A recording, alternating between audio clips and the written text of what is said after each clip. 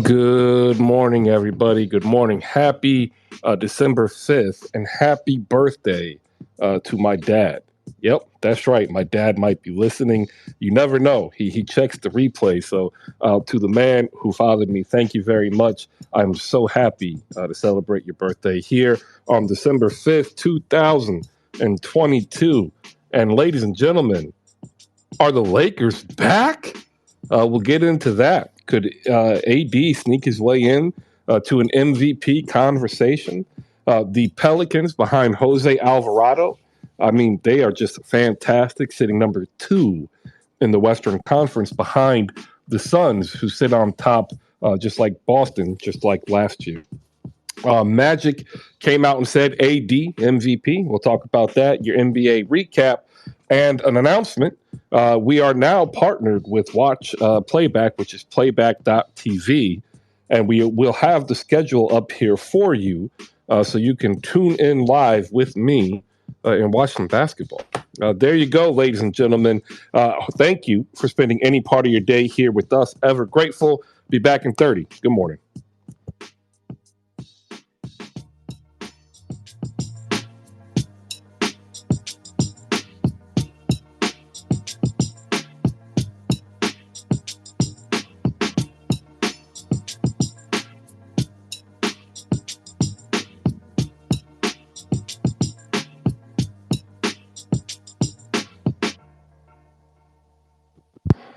All right. Good morning, everybody. Good morning and happy Monday to you, wherever you are.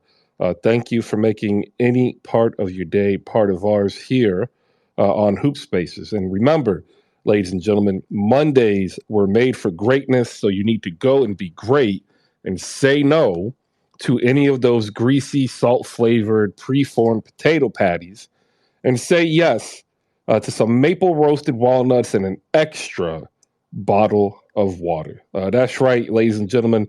We are here, and you are here to talk some basketball. If you could do me the favor, up top there are several tweets. Please like and retweet the show card. Make sure you check out the schedule that we have for Playback TV so we can stream. I'm going to reach out eventually to several creators to see if they want to come aboard and stream along with me for some specific games, such as my man Jose down below, who's been holding it down on 77 spaces with Rolo on vacation. We'll be putting some Mavs games up there. Maybe we got Rels Pels. Maybe we'll combine and do a Pels watch. Nets Kingdom AJ's in the building. Definitely going to talk some Nets and Sixers if that were to happen. So lots to happen here as HoopSpaces continues to build a better basketball community. I'm going to go ahead and take a quick sip of coffee. So I'm going to play this button.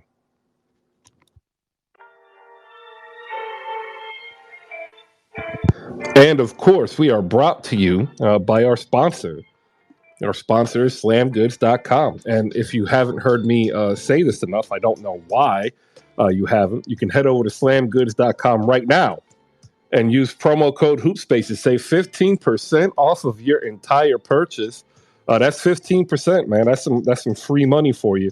I will get a grab of a tweet up there to show you another highlighted item that you can pick up. But while you're over there, you could also check out the pickup card game. $25. Our friend over at the pickup card game, you can save time and money, and develop some lifetime memories here coming into the holiday season as we get ready to watch some great Christmas basketball.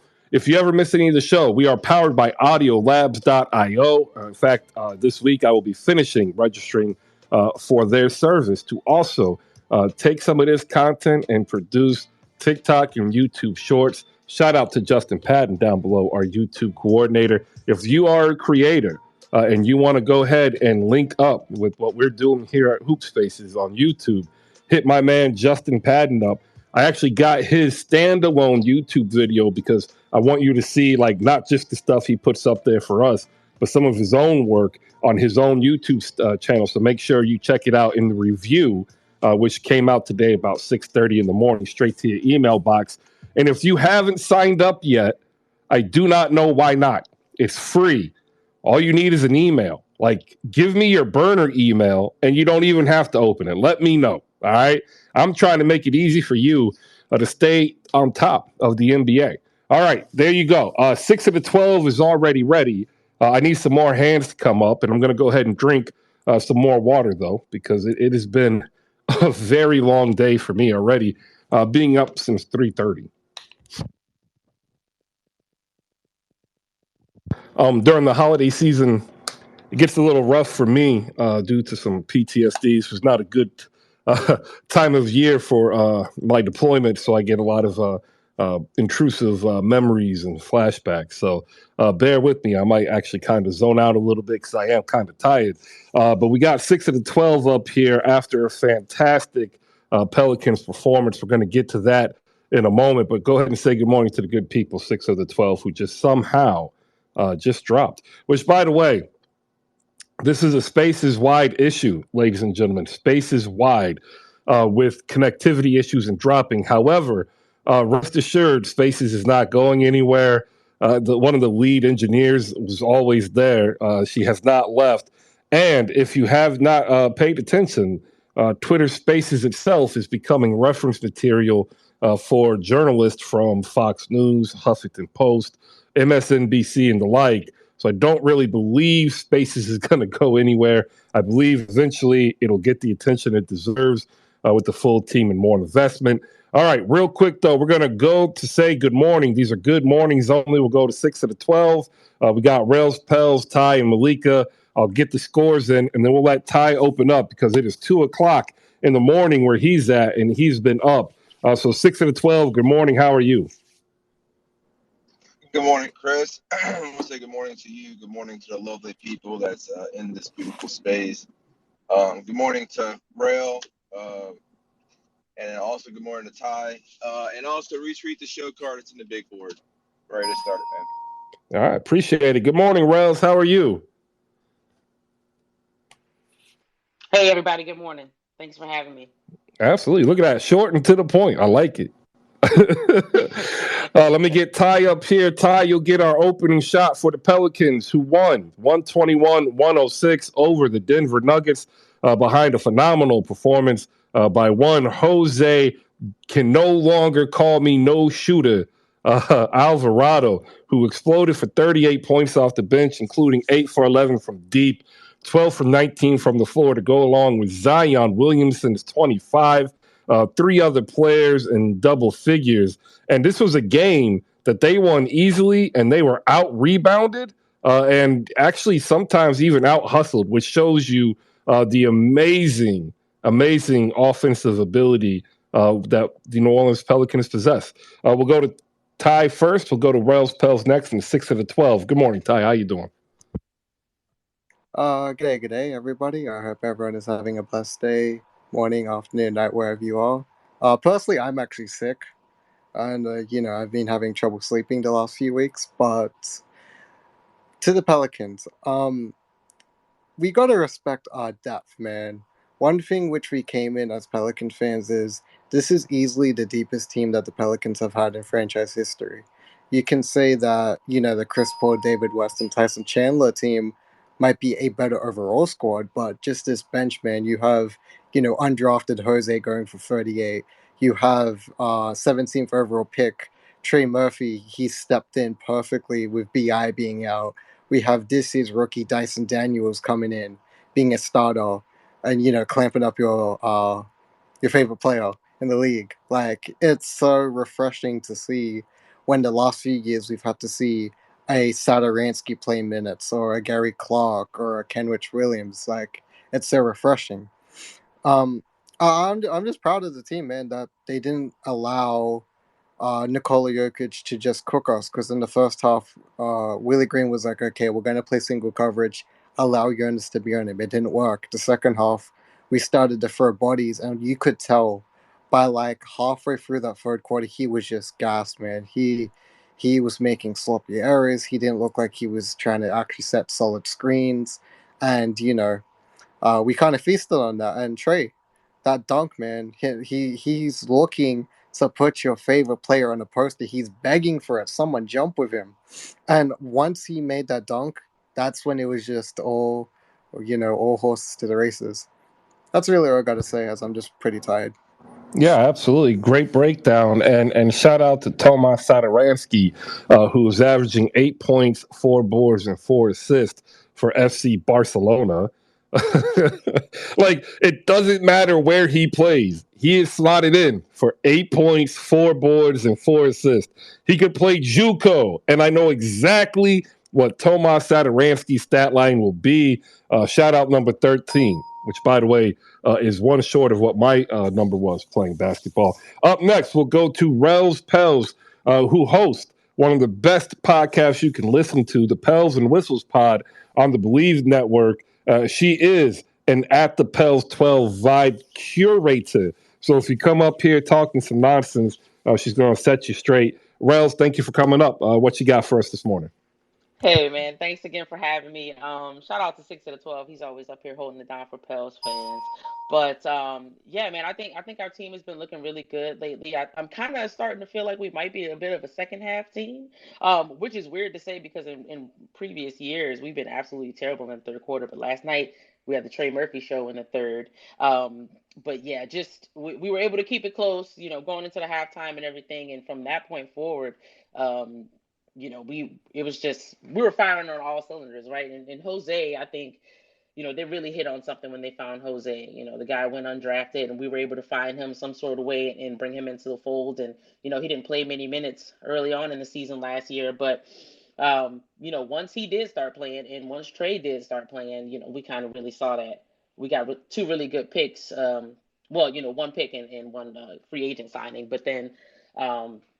I think that our front office also deserves a lot of credit for Herb Jones too. So that whole 2021 rookie class that we got, I think that they've kind of recovered from some sins like getting people like Sadaransky and Bledsoe and I didn't mind Steven Adams being here, but they just righted all those things that ended up being wrong, and I have to give them their kudos for that. Yeah, a lot of people not liking to give David Griffin kudos. He is a quiet taste for some, but he hit, and he hit on all of them. Like, I don't think he's had a bad draft pick. Like, Najee can't even really get minutes, and he's not a bad draft pick either. Yeah, he actually went undrafted. We signed him undrafted as well, just like Jose, which I think that's probably why they get along so well. They have that in common. But yeah, everything's really looking good, and I think that I'm very intrigued to see what's going on with us this weekend. Friday we have the Suns. Sunday we have the Suns. That can have a really big impact on the Western Conference standings. But I mean, I know it's still early to be looking at the standings, but we're up there. All right, so one thing I do want to note, ladies and gentlemen, that ESPN has gone ahead and followed my lead, and they have moved Mr. Murphy's position to shooting guard. So, Rels, are you ready to join me in this and saying he is already replacing BI? I'm not doing it. You're definitely not gonna get me on a recording saying that. I'm not doing it. But look, everybody knows I'm a very, very big Trey Murphy III fan. I know you gave me a shout out last week for interviewing him. That was awesome. But yeah, man, I just think that the Pelicans have very, very good problems that they have to figure out right now. Like, for you to be in a position where you're like, I don't know, maybe we can bring CJ off the bench, or I don't know, maybe we could put Herb on the bench and put Trey in a starting line. There's so many different things that you could do, and it's definitely the deepest team that we've seen in franchise history. All right, we'll go to 6 of the 12 next, and then I'm going to get ready to come back so you can go ahead and plug the wonderful podcast Pels and Whistles, which you can catch on the Believe Network. And I've actually been a guest on a couple of Believe pods, so make sure you check them out. They're legit people. Shout out Warren Shaw, who's holding it down for the Heat last year. Make sure you tap in and shoot her a follow.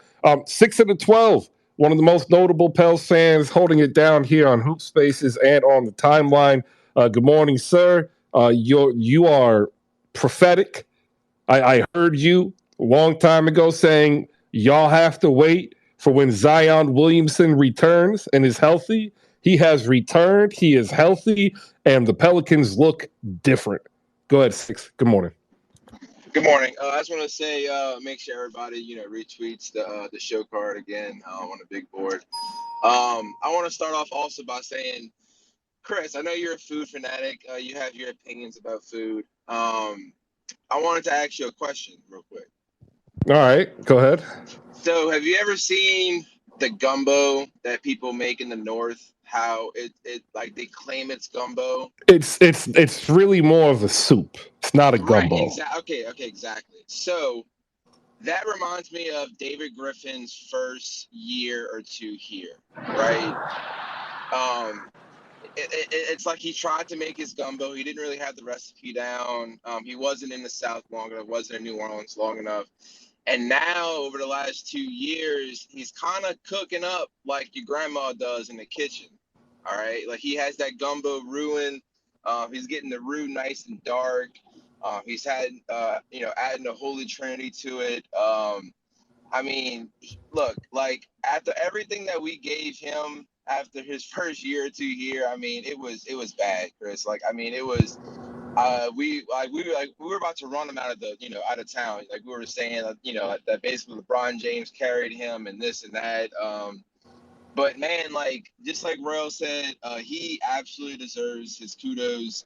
He's put together a well engineered team. And like she also said, I mean, we have a lot of good problems, right? Like when you're talking about Trey Murphy possibly replacing Bi, or Dyson Daniels possibly playing over Herb Jones, things like that. Those are good problems to have. I mean, you got two guys in Herb Jones and Dyson Daniels that are both 6'5", 6'6", and above with long wingspan that can pretty much lock down your best player on any team that you have. You got Jose, that actually came off the bench last night. So when Jose came off the bench last night, we were down 14, and like in the first quarter, and I mean, it honestly looked like it could have gone one of two ways. It could have gone like the Memphis game that we saw 2 weeks ago, or it could have turned out like what we saw last night. Jose, man, like I said, we love him in New Orleans. I think people are finally starting to see that he could possibly be more than just a pest like Patrick Beverly. Like, I mean, like, no shade at Patrick Beverly. He's had a good career doing what he's done, but I just think that Jose brings more to the table, if that makes sense.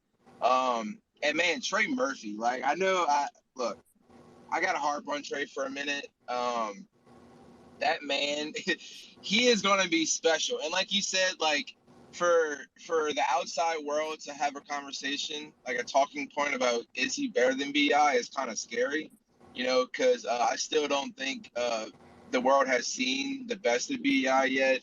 He's still very young. And Zion, man, like it's just so good to see. Zion's getting to his points, getting to where he wants to have, like his shots and things like that.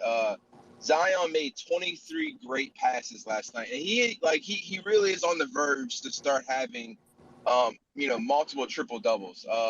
He's getting the doubles. He's getting the looks of all five guys. Mike Malone even said it last night on his presser that there's no one in the league that can guard Zion one-on-one. It really involves a five-man, like really honing down on him. But honestly, I gotta give Zion his kudos, man. On defense, he's actually like squatting down and trying to defend one-on-one. He's having great help defense. Just proud of this team, and I mean, we beat a really good Denver team last night. I think we also exposed a lot of things that Denver, has been struggling with against, weaker teams. But the Pelicans are in it. We've been saying it, and I'm here. Yeah, no, it was a fantastic game. Denver struggled with the length that New Orleans presented. They shot only 26% from 3 point compared to 42% from the Pelicans. They actually shot total from the floor exactly the same, 41 from 81. So it wasn't as if Denver couldn't shoot. It's just that they couldn't hit their threes to match what Jose Alvarado was doing. He actually made as many threes as the entire team of Denver. Nikola Jokic, 32 and 16, 9 assists, one short of a triple double as he continues another MVP worthy season. It's going to be real interesting as we get closer down to the MVP list because We've got Jokic, we have Giannis, we have Tatum. Luka is producing phenomenal numbers. So is now Anthony Davis. It's going to be jam packed. And for all those who are wondering why you struggle making gumbo, like you can use a roux, and if you don't know how to make that, like then I can't help you. Go watch YouTube.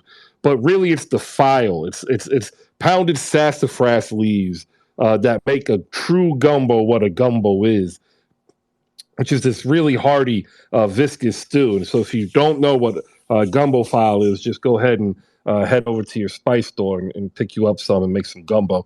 All right, we're going to go to Rels Pels with the question. The one thing that I did note is that when Jonas Valanciunas struggles rebounding the ball, the New Orleans Pelicans struggle rebounding the ball. In this game, that didn't hurt them, but it can hurt them in other games. What do you know from talking around the team that they're trying to do to fix this? Because this is not a singular issue. Every time JV struggles, so do the Pels.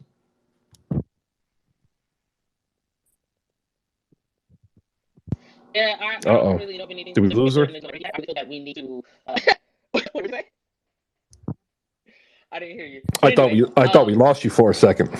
Oh no, sorry. I feel like we potentially need to upgrade our backup bigs. Last night Jackson Hayes was the only one who didn't get to play. I think that his time is pretty much running out in New Orleans. In the limited minutes that he has had, he's looked kind of terrible.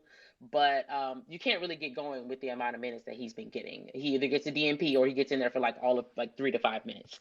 Now, Billy Hernan Gomez, on the other hand, I've seen him look pretty terrible at times this season too. But I mean, last night he had 20 minutes and he actually shot 10 free throws. He went 8 for 10 from the free throw line and he had 12 points. So it's like last night he showed up when his number was called. I think he just, I don't know, he really gets up when his number's called against elite bigs. But in any other game that I've seen him play in, it's just like, dude, like, what are you doing out there? Like, this is kind of why we haven't been playing you, right? So I feel like in the event that JV either doesn't do well or, God forbid, he have an injury, I don't know what we're going to do at the backup big spot, because as much as I love Larry Nance at the small ball 5, we can't play small ball for 48 minutes a game. So not sure what we're going to do there. But once we, get closer to the trade deadline, I'm sure the front office is going to make the right choice. I've kind of put all my trust in them. I like to say in David Griffin, we trust.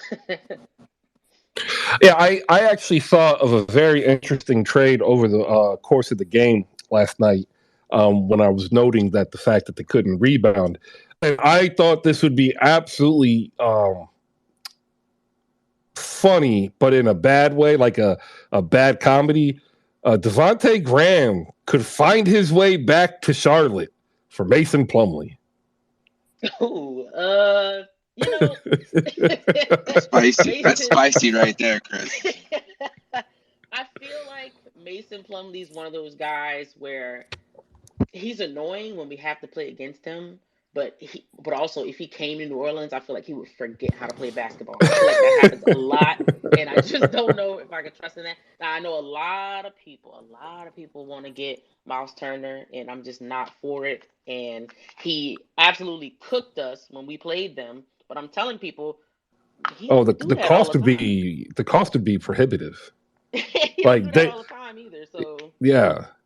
Like you don't want to give up Murphy or Daniels. You're not getting Miles Turner. Like that's pretty much where Indiana stands. I don't think we need him. Like we said, this is the deepest we've ever been.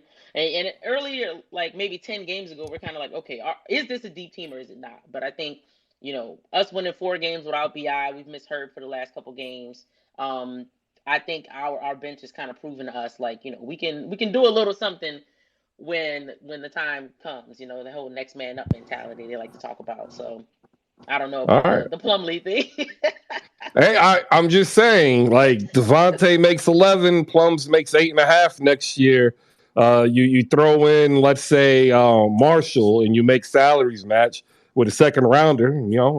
I'm just putting my hands up in the, I'm just saying. Well, did you? You might not have seen this one.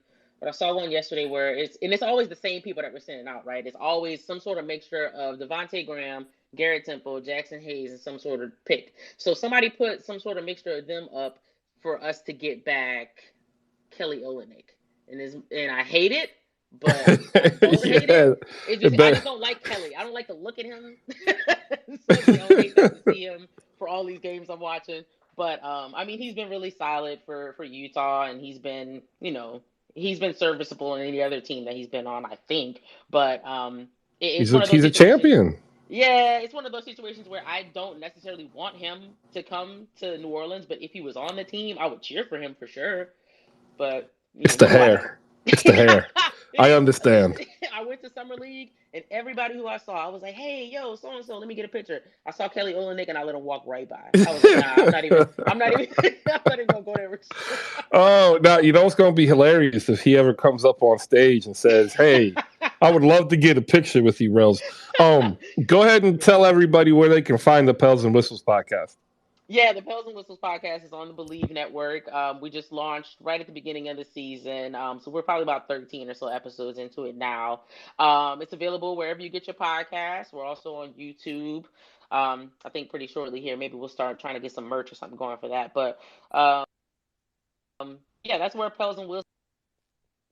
My co-host is former Pelicans radio host for like 10 or 11 years. So it's pretty cool to be sharing a platform with someone of his stature. And I have another podcast that is the only Pelicans podcast that is led by two Black women. It's called The Rocky and Rel Show. We're gonna get back doing our episodes soon, hopefully. But like Chris said, I'm the vibe curator for the Pels 12. And so that's kind of like our fan group that we got out here. And hopefully someday we'll be able to hold a candle to groups like the Houston Red Rowdies and things like that. But we're just getting started. We're just getting started. I love it. I love it. I will pester you until I get on the Pels and Whistles. Just to let you know, I will just Okay. start poking you. We can All definitely right. get you on there, but I'll give up my seat now. I got like a meeting to go to in a few minutes. But yeah, once again, I appreciate you having me up here, and y'all have a good morning. All right, you too, Rels. Everybody, make sure you shoot her a follow and check out the Pels and Whistles podcast over on the Believe Network. All right, we'll go around the room to get everybody else's good mornings. We've got Malika Walker up on stage, host of the Rewind Pod. Malika, good morning. Good morning, Chris. Today, spaces work for me. But good morning, everyone. Happy Monday. We'll see how long this lasts. You know what it is? It was that the Nets lost, and like they just wanted to compound the misery and not allow y'all to vent properly. But we'll get to that in a moment, so you can vent. Jay the Wakandan is with us. Jay the Wakandan tech support, the diehard Memphis Lakers fan of the Los Angeles Memphis Grizzlies notoriety. Good morning, Jay. How are you? Doing fantastic, Chris. Newly crowned SWAC champions, Jackson State by 40. It's been a wonderful weekend, man.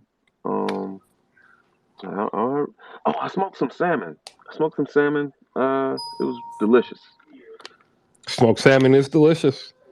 It's very good. It's very healthy. When did they play that game, Jay? The championship? The way the SWAC works, you play at the home of the team with the best record. I said when? It was Saturday. Oh, they played it Saturday. I'm sorry. Oh, because I was seeing some news on Dion that I didn't know that game was played because he said he was coming back. He was going to go back for the championship. I didn't know the game was played. Okay. Yeah. Deion Sanders causing consternation for some and hilarity and entertainment for others like myself as he accepts the head coaching position at Colorado in Deion fashion, telling players to enter the portal. Thought that was definitely different.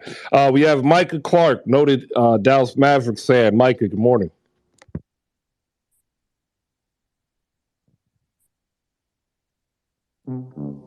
He is the collector of horns. We'll get to him later. JFK, good morning, JF. How you doing? Morning, Chris. I'm just here enjoying my weekend. Started off good on a Friday. But I'll get back to that plane ride. There's an interesting comment that was made, but good morning, Chris. All right, so let me get to the rest of the scores, ladies and gentlemen. The Suns beat the Spurs, and they beat them badly, 133-95, sole possession of first in the Western Conference. The Celtics beat the Nets, 103-92.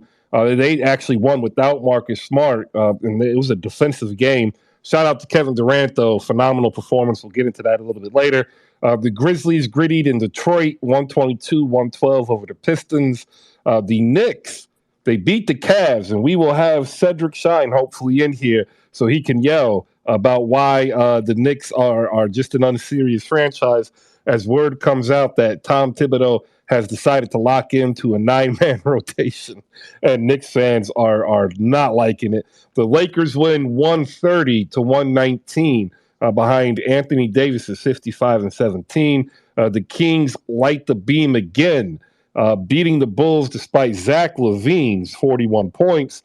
And once again, it shows that the Bulls are just an unserious franchise right now, as they are stuck with no moves to make. The Portland Trailblazers beat the Indiana Pacers, who are without Tyrese Halliburton, 116-100 in the return of Damian Lillard. We also got Hawks Fan TV up here as well, ladies and gentlemen. So shout out to the Hawks fans down below. And we'll go ahead and cut to Alex so he can say good morning. He can update us all on the scoop that he had, beating Shams and Woj by 2 whole days, reporting about a player in a confrontation with one coach, Nate McMillan. Good morning, Alex. Good morning, good people. Beautiful morning. Happy Monday, everyone. And to quote the great Cedric Shine, God is great, everyone. God is great. All right, so go ahead and update us. Like you got the scoop. You beat the people who get paid the big bucks to do this by a whole 2 days. I've alluded to it. I've heard it. We talked about it on Spaces that there are some issues with Nate, but we didn't get into specifics. What do you know? Yeah, so as the article stated from The Athletic, there was a heated argument between Trey and Coach McMillan, which ultimately led to Coach McMillan telling him that he basically gave him an ultimatum. So what happened was that Trey, I guess, didn't want to participate in shoot around because he rather get treatment. And as we all know, shoot around isn't that big of a deal. It's not the full on practice. So he wanted to get treatment on his left shoulder for some shoulder soreness he was dealing with. Nate essentially replied with, well, you can either participate in shoot around and come off the bench because obviously you're not 100%, or just don't even bother showing up at all. And Trey obviously elected to the latter of the two options. So that's why he wasn't at the game, which raised a lot of eyebrows, as one might assume, because your franchise player, there's absolutely no word of it other than, of course, my tweet that broke the internet the morning of. But Trey wasn't there, and the fact that a lot of these, I guess, local beat reporters weren't asking questions or weren't reporting on it definitely raised some concerns. But that's why you got to follow Hawks Fan TV, ladies and gentlemen. We'll give you the inside scoop days before it'll actually happen, and that's what we're here to do, man. We're here to bring voice to the people. Absolutely love it. And with this, of course, now the rest of the media is caught up, and you see these reports saying that, hey, Nate McMillan's job is safe. A couple weeks ago, before the big win over the Toronto Raptors, here on HoopSpaces, we talked about it. I had actually said that maybe the only reason he doesn't have a job is they don't have a replacement that they like already, right? And that they might just be kind of stuck. What are you hearing in regards to Nate McMillan's hot seat? Is it super hot? Is it medium hot? Is he just turning on the heating pad and sitting on and just getting a little toasty? Yeah, see that's the age-old question. I've had some reports tell me otherwise, but according to The Athletic, they said that Nate's job is safe, at least for the time being. So we'll see exactly what happens. But I'd say it's at least pretty lukewarm, in my opinion, regardless of whatever The Athletic reported. I think it's not as safe as The Athletic was trying to make it seem. But for now, if I was a betting man, I would say that we don't see a Nate McMillan firing, at least before All-Star break, because as you mentioned, there isn't a great replacement. Our next top assistant guy is Joe Prunty, who does have some NBA experience, but obviously not the ideal candidate, and it's pretty hard to bring in an outside coach, at mid-season. So that's the conundrum we're in. But we'll see what happens, and hopefully Trae Young plays tonight, and to take on his hometown team in the OKC Thunder. And I think his body language between how he plays and how he reacts on the court, as well as Nate and their interactions, I think that's going to be very telling. So I'm hoping they squashed everything, and we can just move forward from this. Yeah, and earlier in the offseason, they hired Mike Longobardi as well, who replaced Chris Gent, who went out to Los Angeles. Longobardi, by the way, ladies and gentlemen, has been an assistant under Jeff Van Gundy, Tom Thibodeau, Jeff Hornacek, Tyrone Lue, Scott Brooks, Alvin Gentry, and the great Doc Rivers. All right, there you go, ladies and gentlemen. Make sure you follow Hawks Fan TV for all the Hawks news that you need, as well as Hawks on your timeline. Does a phenomenal job, ladies and gentlemen. Make sure you step in to his spaces so you can get a taste of the real dirty South.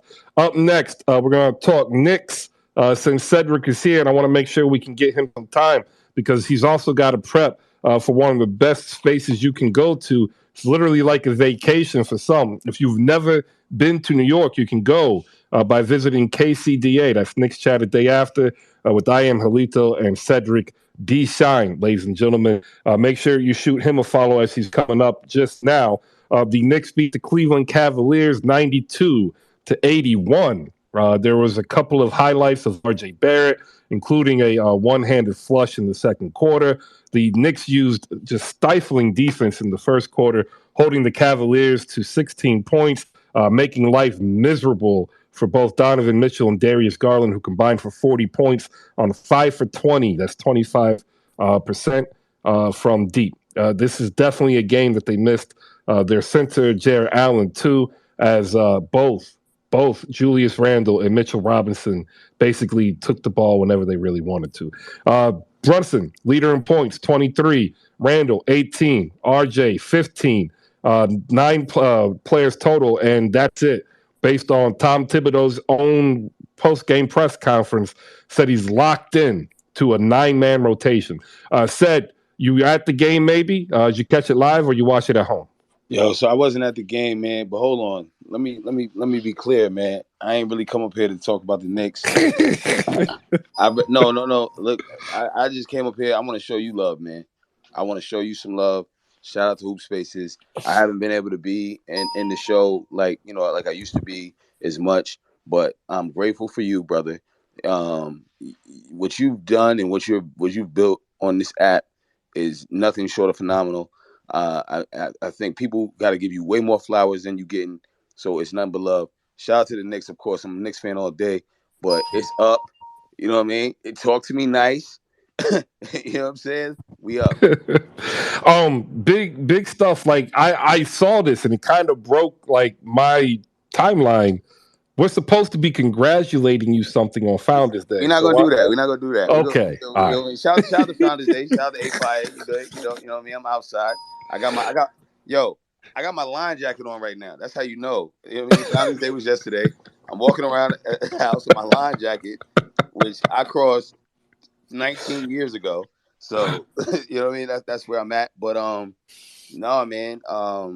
Again, the Knicks ain't shit. Like a real Knicks fan will tell you the truth.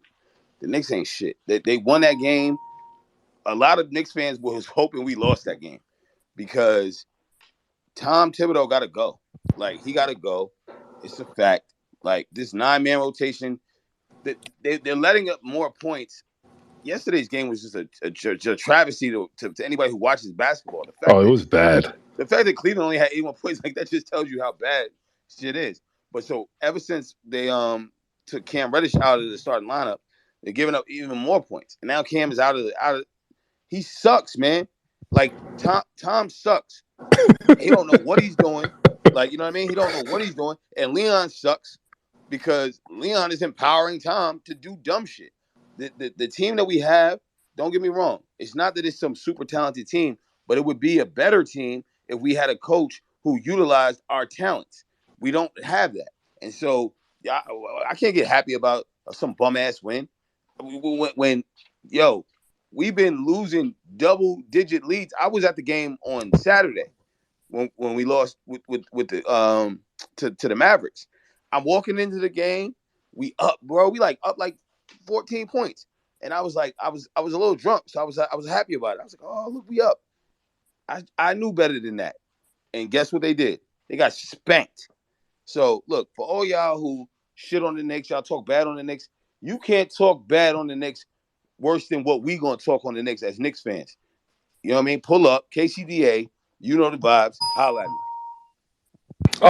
I actually started thinking about this earlier, and I waited for either you or Sean to be here. Rick Brunson has like direct ties to Leon Rose. Like, how crazy would it be that Tibbs is replaced by Rick Brunson, and then we'll get Malika in? But here's the issue. Like, if you talk to a Knicks fan, Leon Rose and his so-called connections are the issue. It's clouded his judgment for 3 years. So, Rick Brunson, no, it's not gonna happen. It would be Johnny Bryant. But like Dolan is pissed off. Like Dolan's tired, right? And he should be, because he's paying $300 million to a mid-3. Yo, hold on. Shout out to Hawks Fan TV. Yo, RJ been on some bullshit. You know what I'm saying? Like, Julius been on some bullshit. Thank God for Brunson. Like, that's the best player we have. It is. He is, and like I think RJ is filing timeout, and I think that's why it looks as bad as it does. Malika, your hand was up. Think you had a question? Yeah, for said, like, do you think with the Knicks it's the coaching in front office, or I know you talked about that, but in the perfect world, if you can trade a few players on your current roster, who would they be? I'm just curious if you think, like, if it's what roster you think will be needed for you guys to actually make a. So we got to get rid of Julius, and I know that people look at him and they say, "Oh, well, he actually is a talented player." However, Julius sees himself as a number one option, and he's not. And so when he goes somewhere else and they utilize him the way that he should be, he'll be a better player. He'll work better for somebody else. It's definitely the coach. It's definitely the front office. These are all the losses that we're dealing with. So we got a coach that doesn't utilize our best players.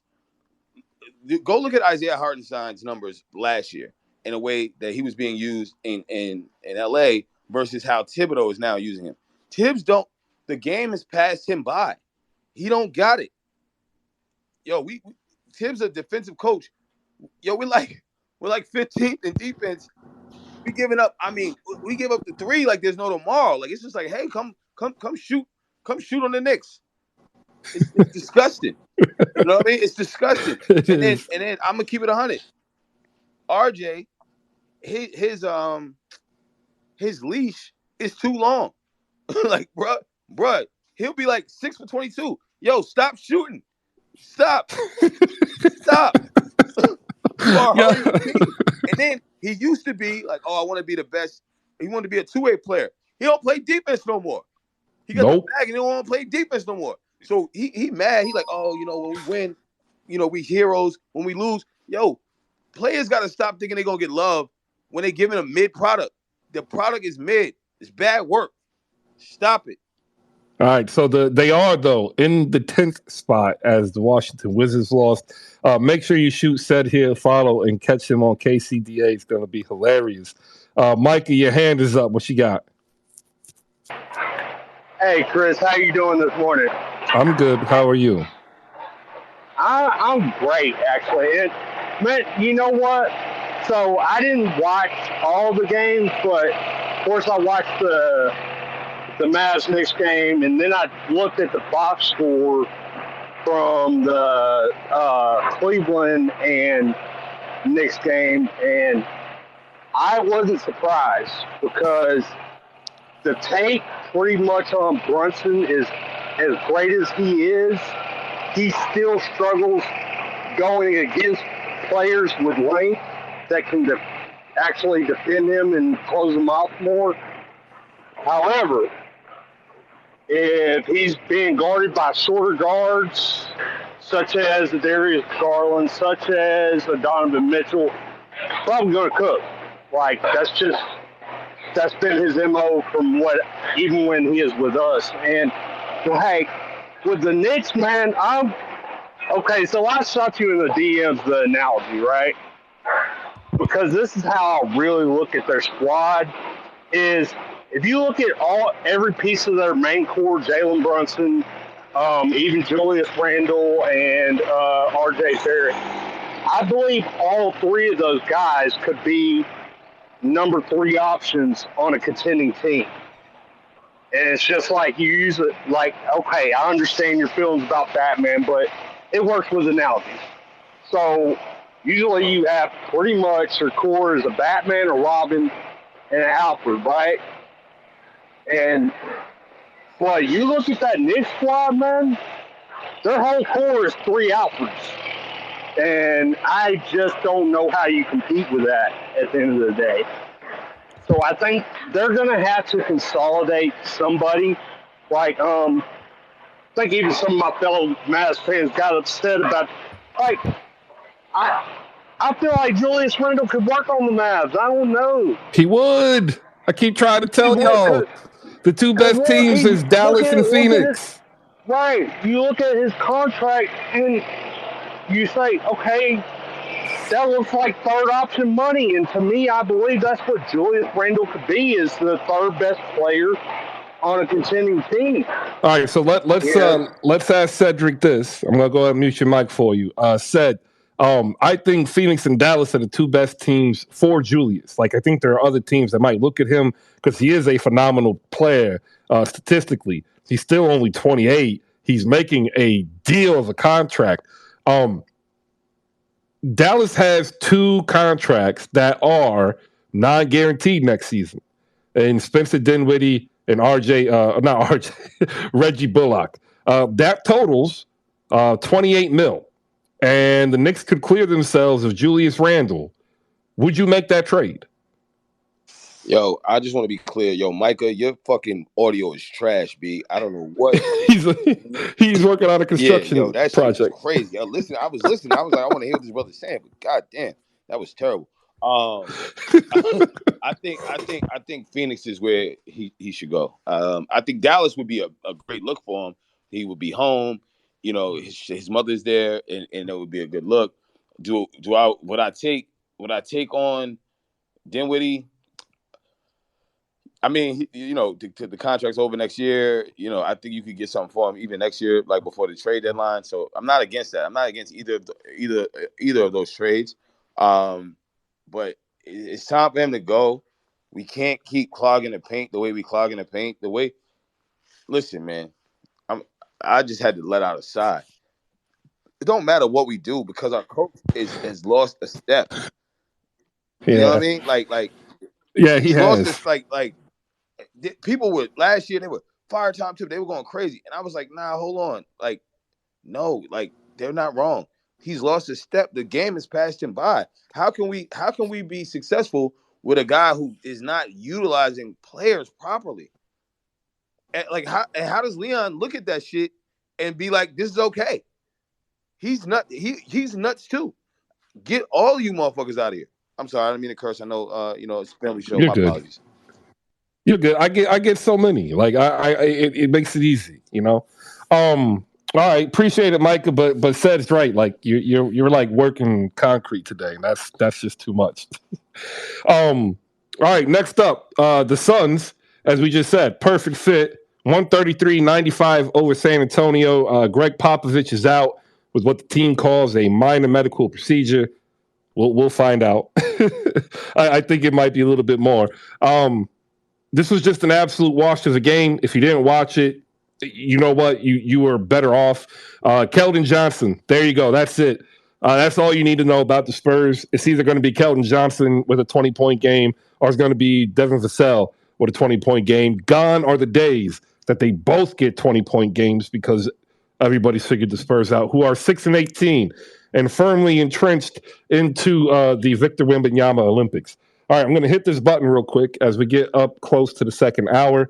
I want to say thank you to, the rack of people in here. There's 90-plus people in here. But I'm not going to lie. When I look up, I get sad because when I look up, Only 12 people have retweeted the show card. Like, that's sad for me. I need more retweets. Like, more cowbell. We'll get to that in a moment.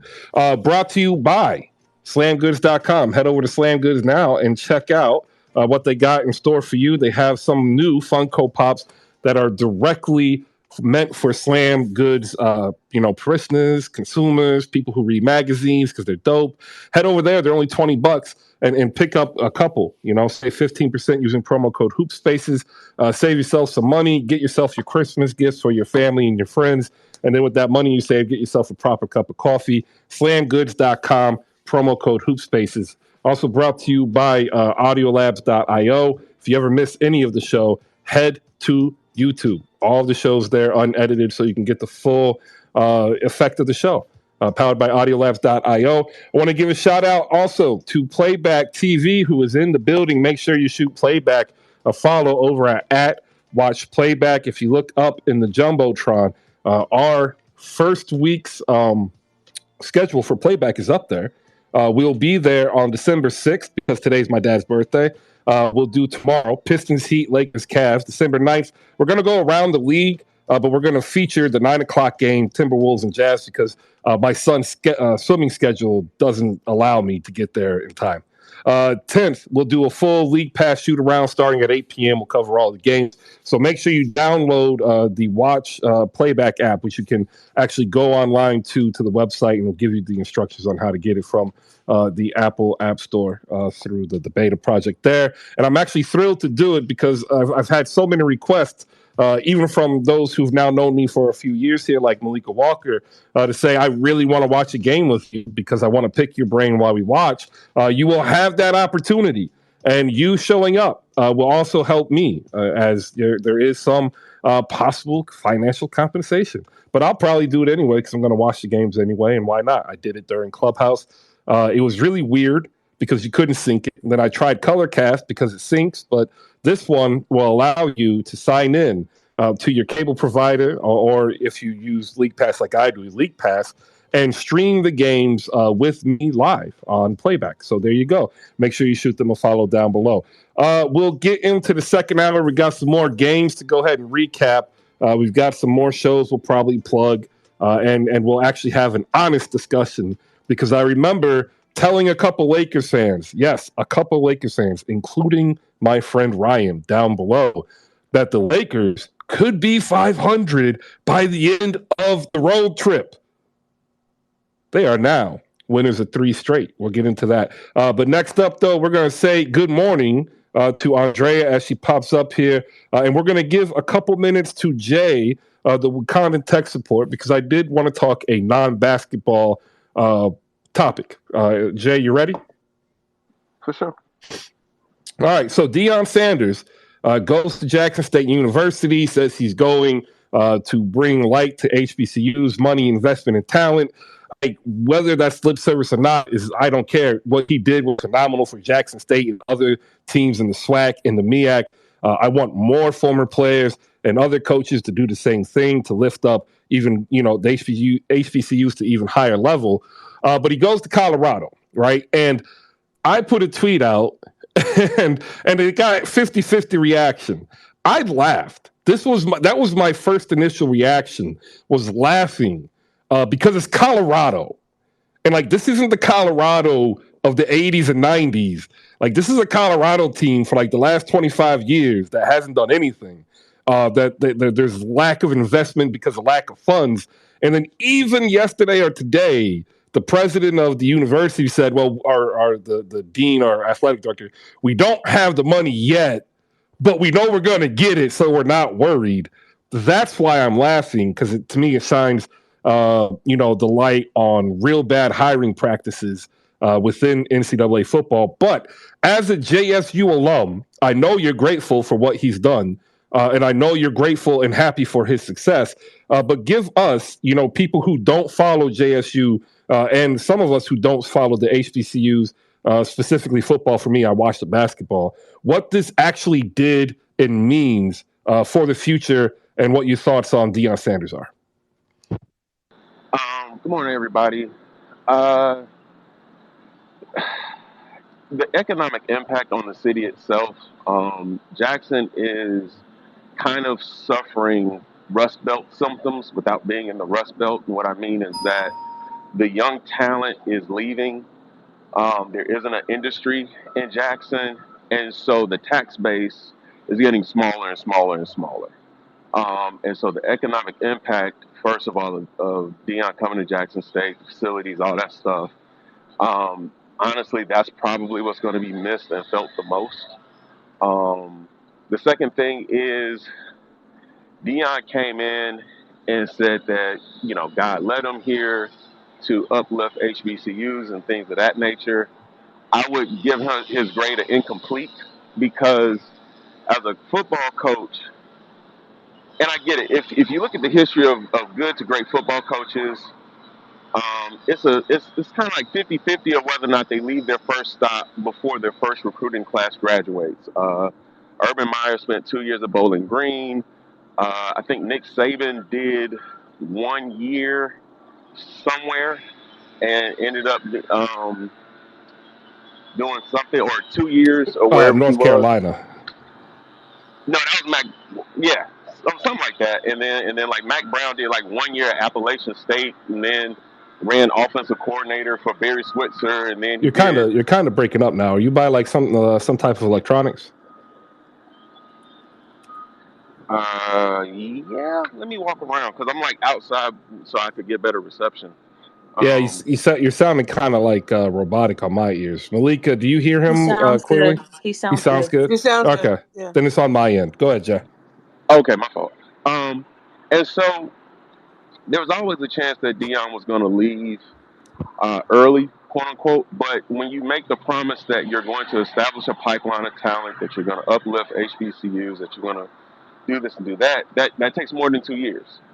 And so it's incomplete. He didn't do what he said he was going to do in the name of God. And that's the other thing that I think people are divorcing from him leaving.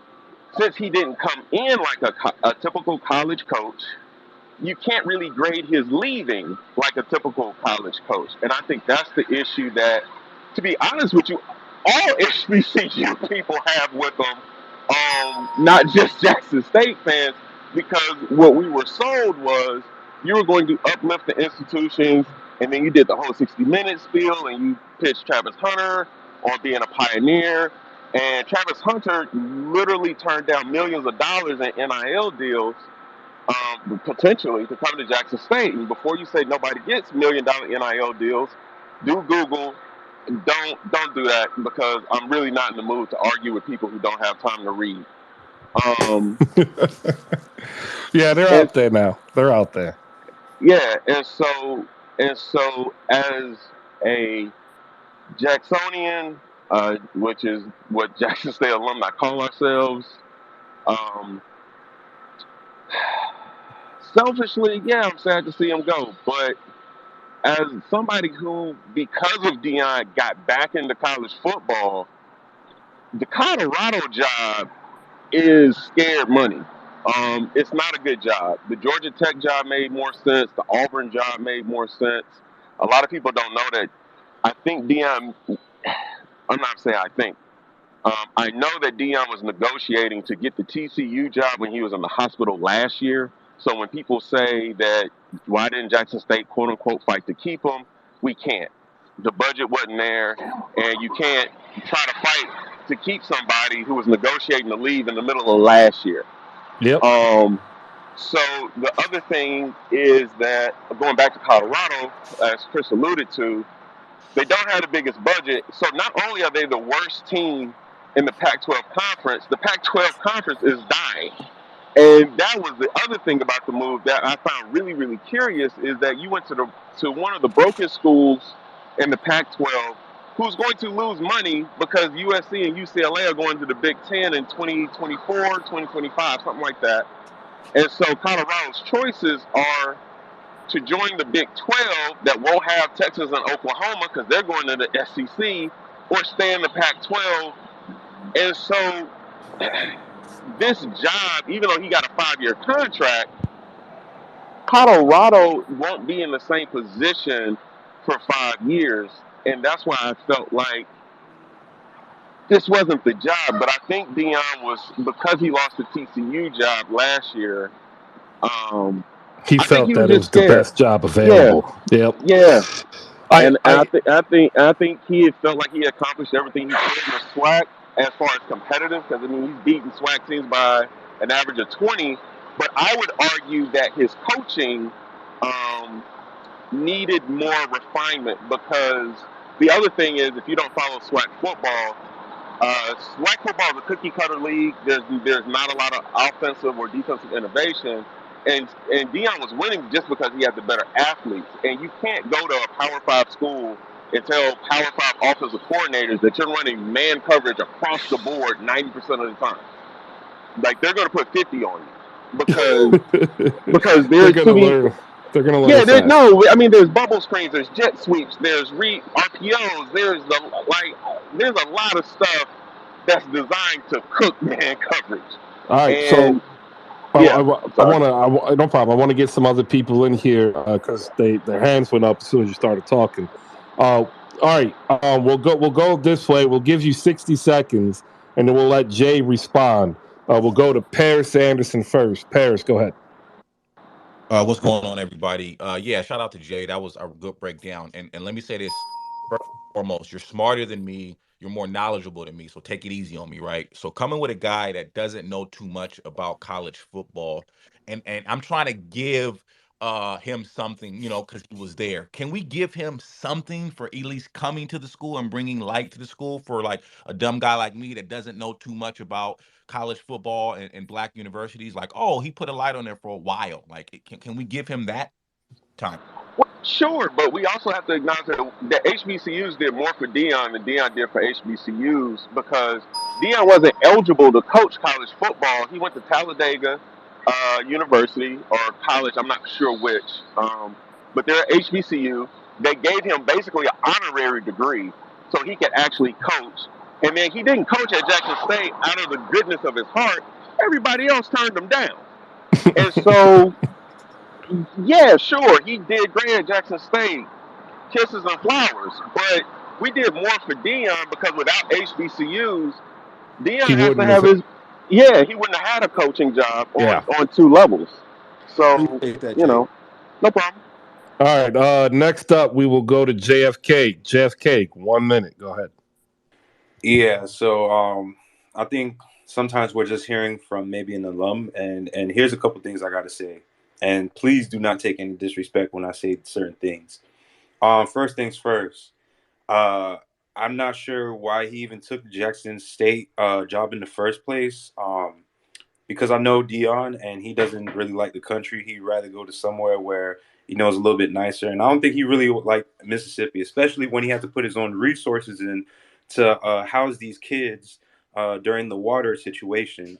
Like, he's the one that paid for all the hotels and all that accommodations for all the staffs and kids. So it's not like the school came out of pocket with that. I'm not sure how the school would handle the situation if Dion wasn't there with his resources, to be honest. Uh, Jackson State is still fine without Dion, because what he brought is all the glam and glitz of what these kids are looking for, and a better funded facility that a lot of these HBCUs do not have. I mean, let's just be honest about it. Their facilities are a lot better All than right. some P5s.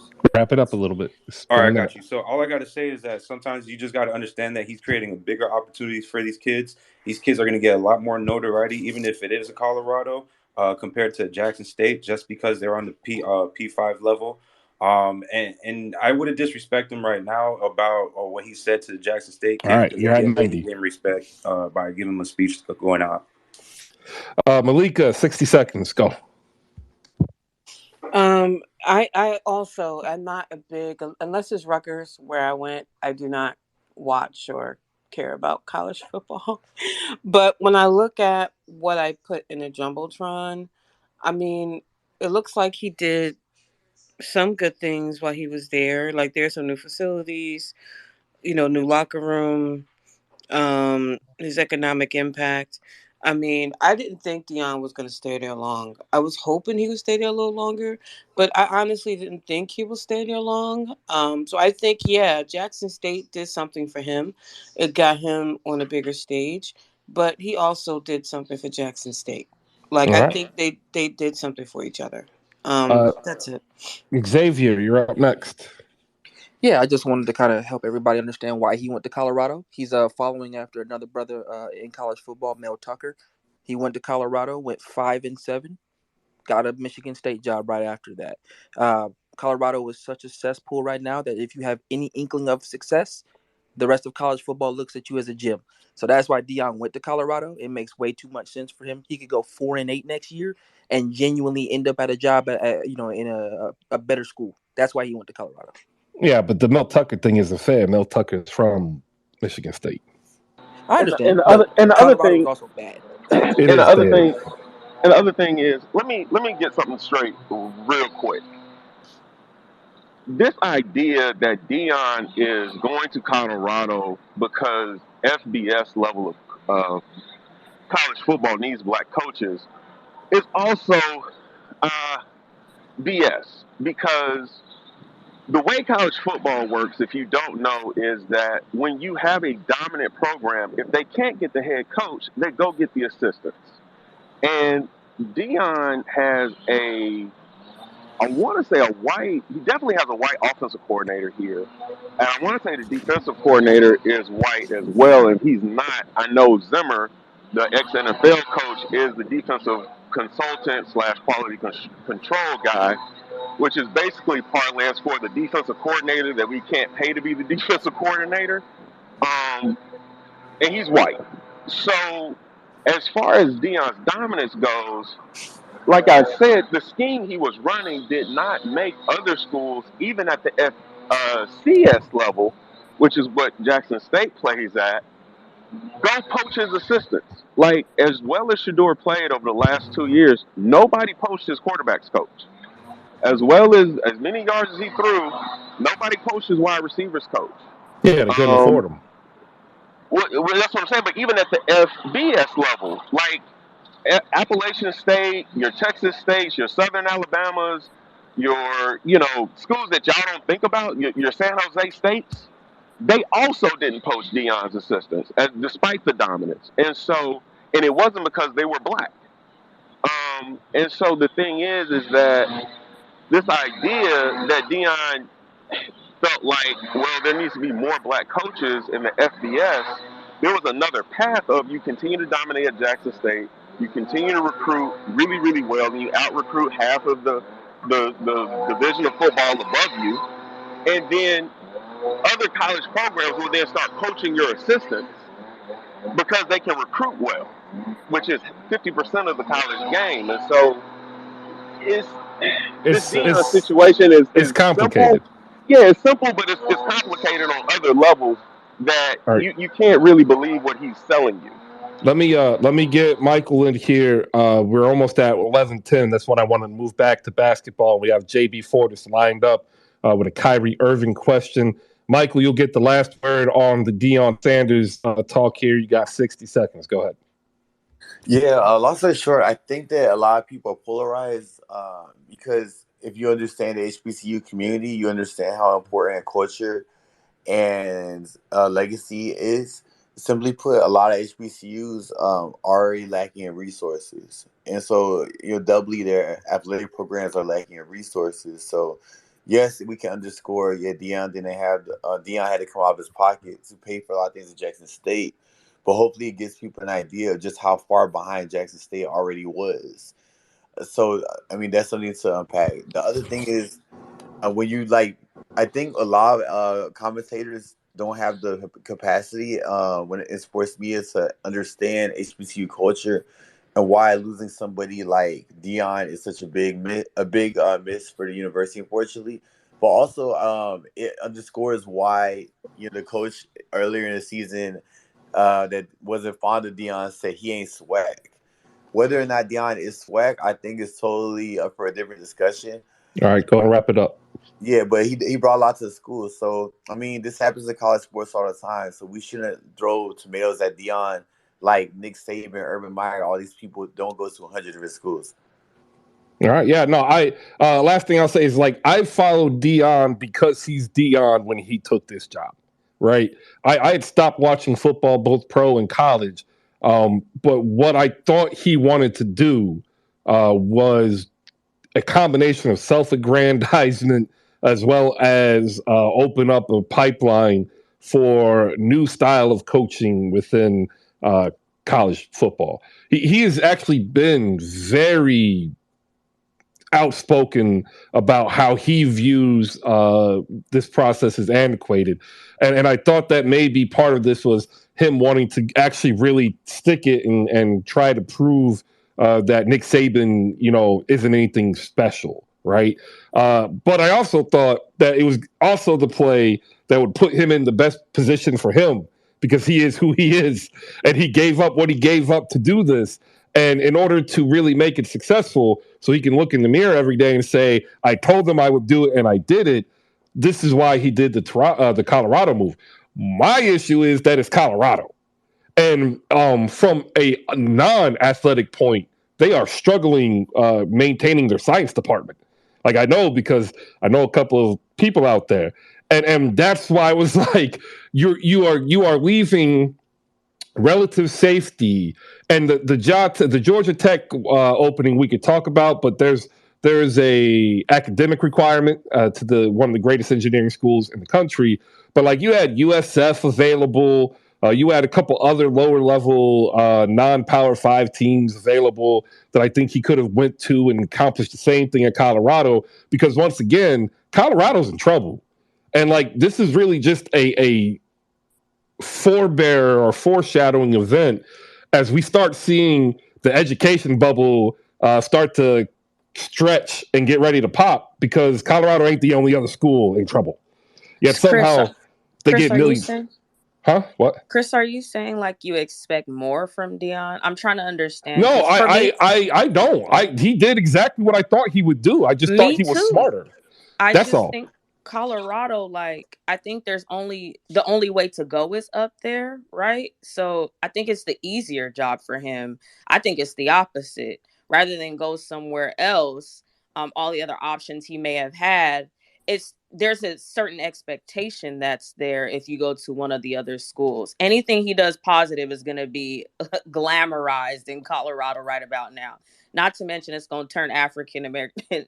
But nonetheless, I'm not shocked. I thought he was going to jump sooner than he did, to be Well, honest. he tried to. Like I said, I thought he was going to be gone way sooner from Jackson State. And Chris, Colorado is definitely a better job than South Florida. South Florida doesn't have this facility or the resources. They're a coach killing program. Look what happened to Charlie Strong. Oh no, I know, I understand. But like he did for Jackson State, he's going to bring attention, and attention brings money. Even if it was only temporary, it's always happened. Bring the bright lights, money follows. All right, back to basketball, ladies and gentlemen. Up next, JB Fortis. We want to give him a shout out to the NBA and NFL now at 8:00 in the morning. Wake up to listen to a madman scream into the wind and get his sports therapy on. Successful show today. 100 plus people at one point. We want to give him congratulations and a round of applause. If you can do it and you can stay consistent, like there's good things here. And I look forward to possibly working some with JB coming up with some Celtics game while playback is here. JB, you have a question about Kyrie Irving. We'll ask that after you go ahead and break down the Celtics next game, and then we'll let Malika pick it up after you. Thank you, everybody. Good morning. But as a matter of fact, it goes kind of hand in hand with that. Celtics and Nets playing a competitive game. 3 Nets players, and the Celtics just not only being deeper, but more aggressive on the defensive end. But my question does go to Malika. It goes to everybody on the panel who's been talking about Deion Sanders and what he does for programs and, accountability and where, whether he could do more in the situation, nowhere to go but up in Colorado. Have we ever stopped to think that, maybe Kyrie Irving has nowhere to go but down?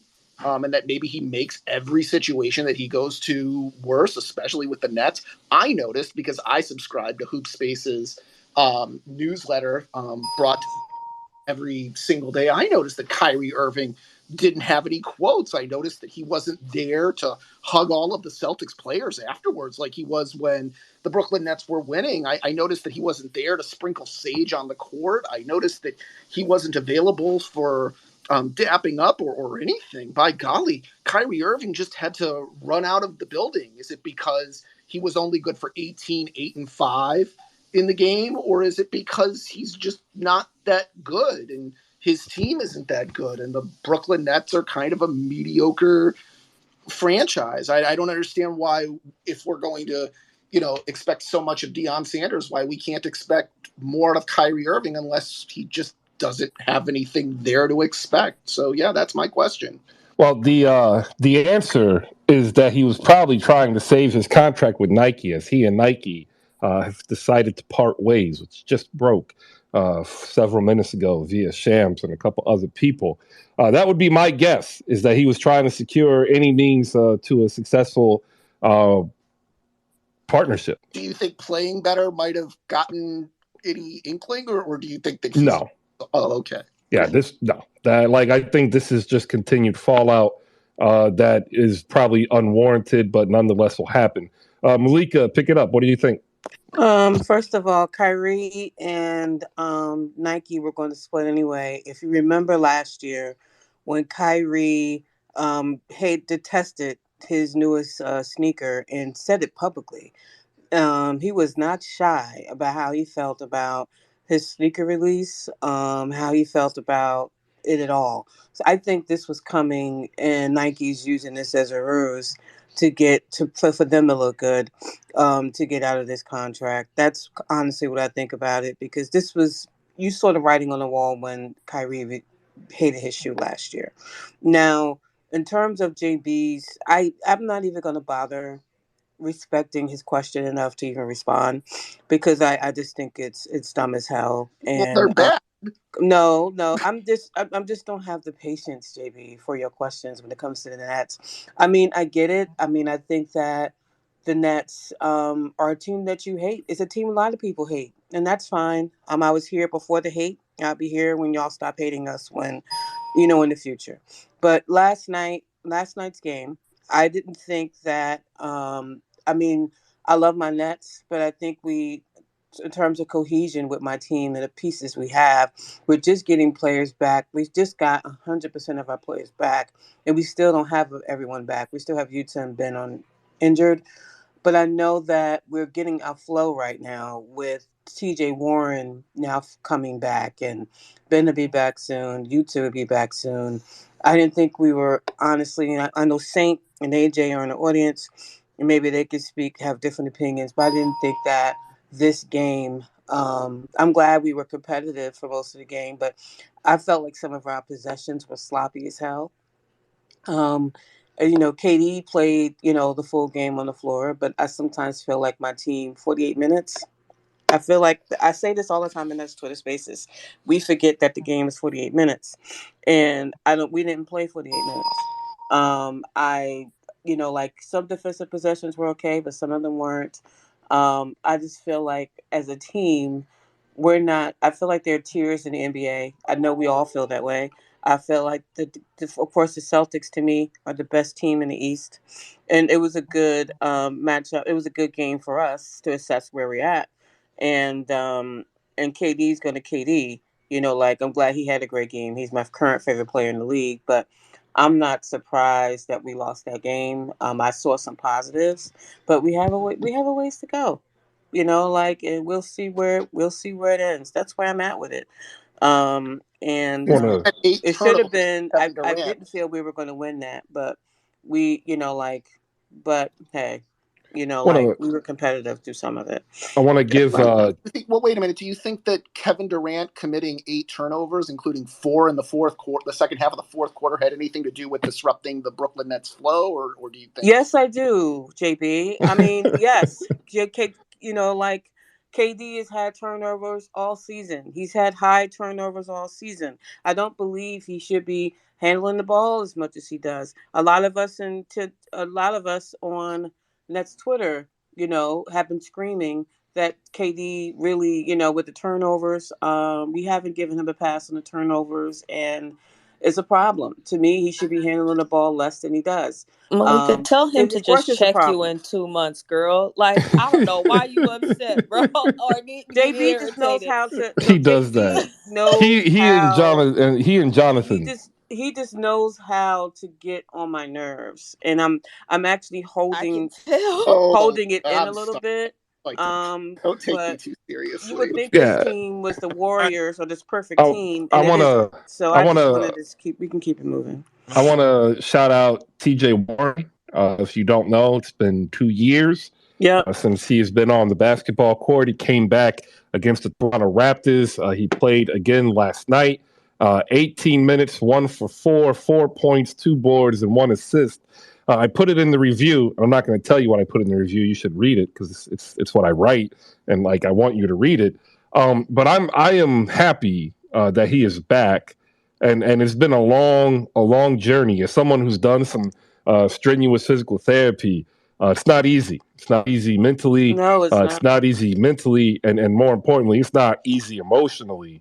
And then like what the killer part is it's not easy emotionally after you come back because you're still flooded with all these endorphins.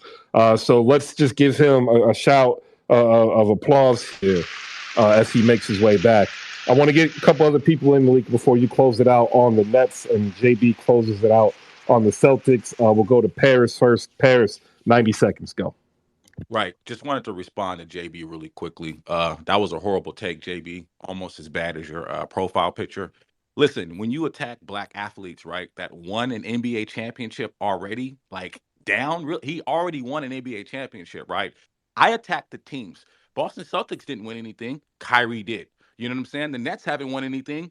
Kyrie did, right? If you put these people in a good situation, I ain't gonna say perfect, but a good situation, you will see these players win NBA championships a la LeBron James and Kyrie Irving, a la Kevin Durant and Curry. These people are already winners, okay? So come on with that time. All right, there you go. Hey, Paris, Michael. that Signing off a response, he made wasn't worth three that pointer from response. The 6 years question ago wasn't even worth that definitely is a winner. response. Michael, 90 seconds. Go ahead. I mean, at the end of the day, I really think it's interesting. Sis brought up like how much, like how she was there before the hate, and then how she would be there after. I mean, realistically, I mean, it's important to know, right? Like every team in the league would love to have Durant and even and Kyrie at the same time. Like, I mean, certainly they would let have Durant, but there's no team in the league. I mean, that would turn down like having Kyrie on their team. You know, when it comes to like just focus on the court, when the playoffs come around, like the Nets are able to say like, well, okay, worst comes to worst, we got KD who's won several times, Kyrie was won once. Celtics have not won anything since what 2008 now. And so realistically, I mean, I get why all the analytics guys and all the Celtics lovers are trying to pump this team up. I just read the other day they have the most efficient offense in history right now, but and none of that matters to me. At the end of the day, like they lost a really important part of their team from last year, and I'm not convinced that they would even beat the Bucks in the playoffs. That being said, like the Nets are just waiting till like April, bro. They don't even know who want to coach their team. Come on, man. Jacques Vaughn How about doing this? good. Like, it takes time for teams to build chemistry. It's okay. They have a lot of new pieces that are going to play crucial minutes. It literally is Kevin Durant and Kyrie, the most skilled scorer that we've seen currently, right? Playing Yep, right now. Has to yep. be. And then you got one of the most skilled point guards that you've ever seen. I don't care if you dislike him or his antics off the court. I think you just need to be patient. I think that people want to run with storylines, but the fact of the matter is, you're scared of Brooklyn. That's all that is. That it literally, Malika sounds like a Laker fan. What we deal with every year, like even from past to present. I'm a Laker fan before and after Braun, before and after. Who cares, right? But we always get hated for some god awful reason. You just hate greatness. That's the problem. Get like Greatness that like stuff. Doc Rivers. I like that. Oh God, And Trinitarian, you just had.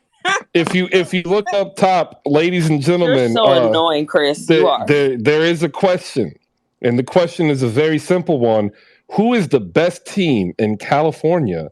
If you have yet to vote, go ahead and vote. Now is the time to vote. And while you do that and vote and retweet, it's time for another read. Because if you do also look up there, you will see this absolutely phenomenal cover of Slam magazine that features, the one and only Scotty Barnes. So if you are of the We the North type, if you are above the border, if you're north of it, head over to slamgoods.com right now. Pick up the copy that has Scotty Barnes in there before it's sold out. Get it framed. It's only $9.99. Use promo code HoopSpaces, save yourself $1.50. And I just bought you a coffee at Hortons. You're welcome. All right, up next, we've got JFK and Nikhil. But before we get to them, we get to go back to JB. Talk Celtics, 103-92 without Marcus Smart. Good defensive performance, shutting down everybody not named Kevin Durant. Shout out to Royce O'Neal, whose brick just came through my window. But there was some good news here for the Boston Celtics is they won this playing like crap outside of the J&J crew. Your thoughts on your Boston Celtics? So I think that I think they're good. Me and everybody else in the NBA media. But besides that, I think that the way we set Nick Claxton the free throw line, coming down the stretch and just seeing him brick 2 free throws signals the really good coaching that Joe Mazzulla has delivered. I think that he's probably Coach of the Year candidate. And I just wanted to say that Andrea Black is probably 100% right. I'm just going to have to wait. I'm going to have to wait until the Brooklyn Nets meet the Celtics and get swept out of the playoffs. And then I get to come back in here again and do a little more hate on the Brooklyn Nets. Face my Warriors. Remember what happened last year? You got to face my Warriors, buddy. Well, he's got to get through the Nets first. I dislike your team, or if I dislike your players, don't take it too seriously. Most of the time, I'm just coming in here to have fun. Although Wednesday, I'm going to come in with like a real rant. I'm working on a Dallas Mavericks piece, but yeah, don't take it too seriously. There are individual players that I dislike, specifically Kyrie Irving. If only the Boston Celtics had him and won with him, maybe we'd be having a conversation. But they did have him, and they didn't win. Only the Boston. But anyway, not really the point. The point is, don't take me on their organization. Right? I joke about your team. Just take me as Celtics as an organization. Well, the Boston Celtics don't because they're 9-15, and even with all the turmoil, they're still turning out wins. With no championship since 2009, and that's only because KG went there. Because it's because of Doc Rivers. Let's be straight. Like if we're gonna do historical references, only reason is the Boston Celtics. Stop giving him a reason to mention Doc Rivers, please. And Brian to pick up the. To Santa Rosa, I understand you don't go to Hortons for coffee and that you go to Starbucks, but I don't really go to places that I got to pay $8 for coffee. Like that's just not a proper cup of coffee. That's why I use the term proper cup of coffee. I try to disassociate Starbucks and Dunkin' Donuts from coffee because their coffee is bad. I wish it wasn't, but like there it is. Stop it. Stop what? Chris, I actually preferably like coffee bean over the both of them. Problem. I still am I wrong about the Starbucks and Dunkin's takes? I don't think so. No, you're right. I don't really honestly speaking, I think coffee bean is better than the both of them. Yeah, Pete's Coffee. Pete's Coffee is probably the best American coffee brand right now. I agree. I like Pete's too. I have like a ton of local, really good coffee shops around me that I go to. Well, you're lucky, aren't you? Yeah, but like I'll only do the Starbucks thing like when I want to go get like the dumb like holiday drink like right now that they have going on. That's the only time I'll do Starbucks. The only drink I get from Starbucks is their refreshers. That's it. Yeah, without fruit. I'm a Starbucks person, and without the fruit, and I happily get my coffee. And do you happily get your coffee? I like the pumpkin. Yes, I do. It's a learned behavior, Malika. It's a learned behavior. That's all it is. And don't worry, Akil. I even have K-cups. I'm good over here. We're gonna ignore the fact that Akil likes pumpkin spice and move on to the next basketball game. I'll stand on that. And pumpkin spice creamer. Yeah. All of you, just nasty behavior.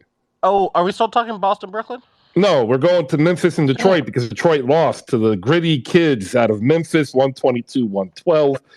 We had Ja Morant actually showing that he can pass the ball, ladies and gentlemen, because people saying he can't. 33 and 10 with the double double, 12 for 13 from the floor, 3 for 7 from deep. But once again, I'll tell you this: watching the Grizzlies without Desmond Bain, if you don't get Dylan Brooks hitting 5 for 10, Memphis loses this game. Like, that's how close the Detroit Pistons were to upsetting the Memphis Grizzlies. Dwayne Casey had his team locked in, and they actually played very well defensively. It's just they can't shoot. Jaden Ivey, 2 for 9. Isaiah Stewart, 3 for 7. Bagley, 4 for 9. Sadiq Bey, 7 for 16. And it was bad. And once again, it shows that even though Detroit fans and even non-Detroit fans such as myself, we get irritated at Cade Cunningham's lack of aggressiveness, you still saw a better flowing offense, I think, with Cade Cunningham. We will go to Akil first. We will go to Jay the Wakandan if he has a good connection. We got JFK in the wings. Akil, the Pistons are 6 and 19. We know what it is, right? We know Dwayne Casey's probably done at the end of the season. Like, there's no need to fire him. He's doing the best he can with what he is that he has. But what are you looking forward to in terms of being a Pistons fan? What do you want to see over the course of the next quarter of the season with these young guys? As we all know that it's just going to be an uphill battle. I'm cool with us losing games as long as my young guys look like they're getting better from point A to point B, right? Like that's the thing with tanking teams and teams that are really really young. Like, you just want to see your guys get better because I mean closing out NBA games is really hard to do when you're playing nothing but young kids, right? Like, there is kind of an art of learning how to win basketball games that just young kids kind of naturally don't have. And I was like overall really really happy with what was going on. Like, Jaden was cool. Killian played really well again. Sadiq Bey was solid, even though he's on the trading block and he might get traded here soon. All of my young guns were fun. I had zero problems with losing this game, and like you said, if Dylan Brooks maybe missed like a couple more threes and going 50%, which never really happens unless it's like a random game, this game could maybe swing in a way where we're winning it. But I need us to lose more games actually, because I just want a top 10 pick very very badly. So yeah, I mean this game was fun to watch no matter what. And I think there's a way to lose games and still have fun watching them. Just kind of tracking the growth of what each player's kind of doing individually. Like Jalen Duren's been really, really fun to kind of see after the injury as well. Boyan has been like a killer too, and I'm happy that we got him back on a pretty decent deal. So yeah, it's smooth sailing over here on this end. Killian, though, he's been like the most exciting thing to watch. He's had a pretty tough rap here the first couple years being hurt, and then coming in the COVID year too, which I think people like truly, truly underestimate. Like, getting drafted during like unprecedented times. I hate saying that, but it's like absolutely true, right? Like, you don't have a normal rookie summer to get into. So it's kind of like a thing where I basically kind of call it a wash. Like, his first real season basically was last season, and he was hurt. So like, this is the healthiest Killian's ever been, and he's so young too. So I don't get why people were kind of writing him off so fast. But he's looks like he's playing well too. So I'm really happy right now with everything that's going on in Detroit. So Detroit has a lot of interesting pieces that they're going to be able to move, right? They have Alec Burks, who's on a club option, which means that the team could trade for him and then just deny the option and free 10 million. You got Corey Joseph, either on an expiring or I think it's a 1-and-1 with like One plus mixed one. control.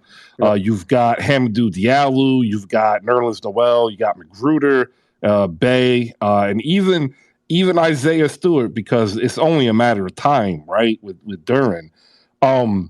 Interesting. What are you looking forward to in maybe the trade market? Because like we understand, draft capital is going to be different this year because too many teams have already hoarded it.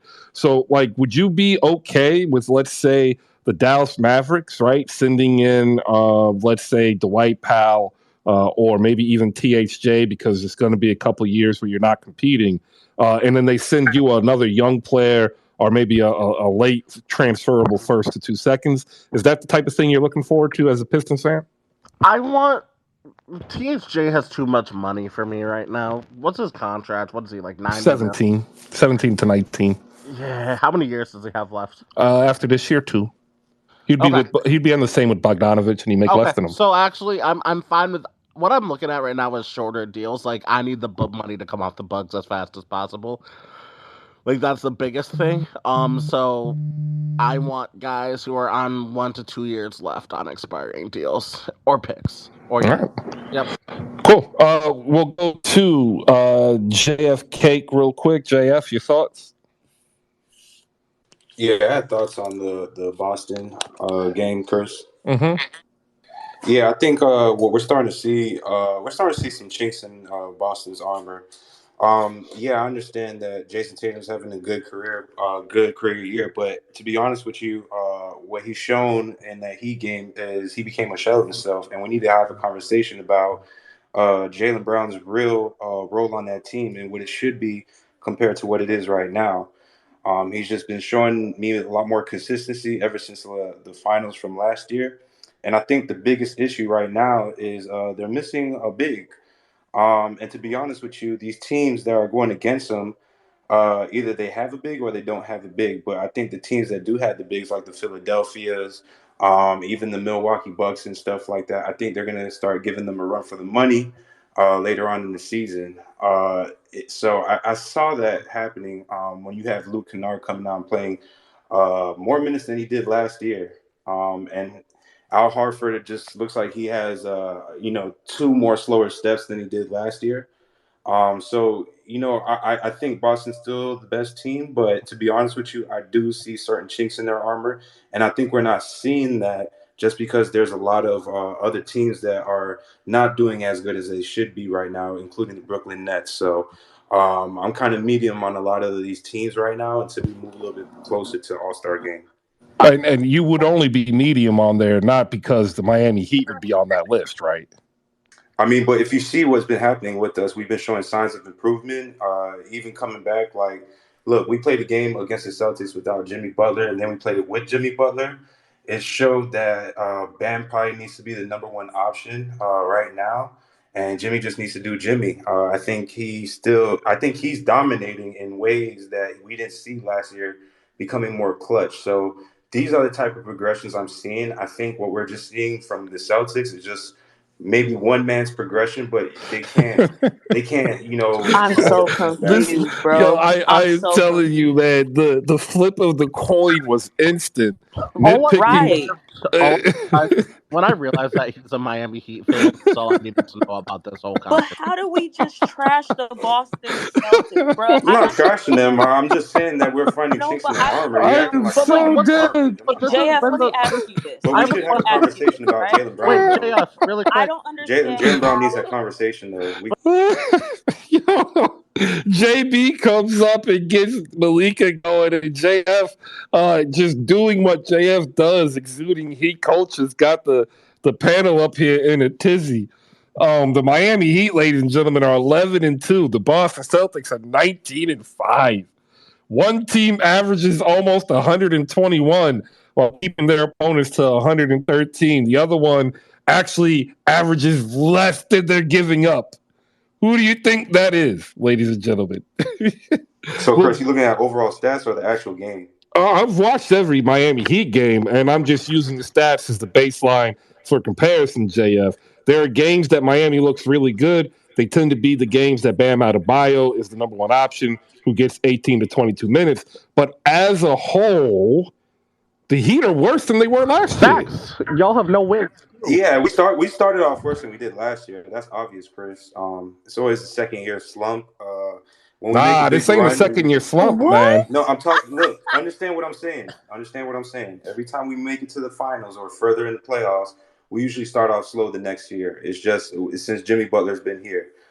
So that's why I feel like we did start off slow, but that's towards injuries and a lot of stuff. But I think with the mentality that they have, I think and Jimmy, if Jimmy calling games like that right now, man, it's kind of scary times. Like he wasn't doing this before. He wasn't doing this before, Chris. I love how you say it's kind of scary times from the ninth seed in the East. We'll go to Andrea, then Akil, and then Jay, and we're going to move on to the next game. Real quick, I want to give some shout outs down below.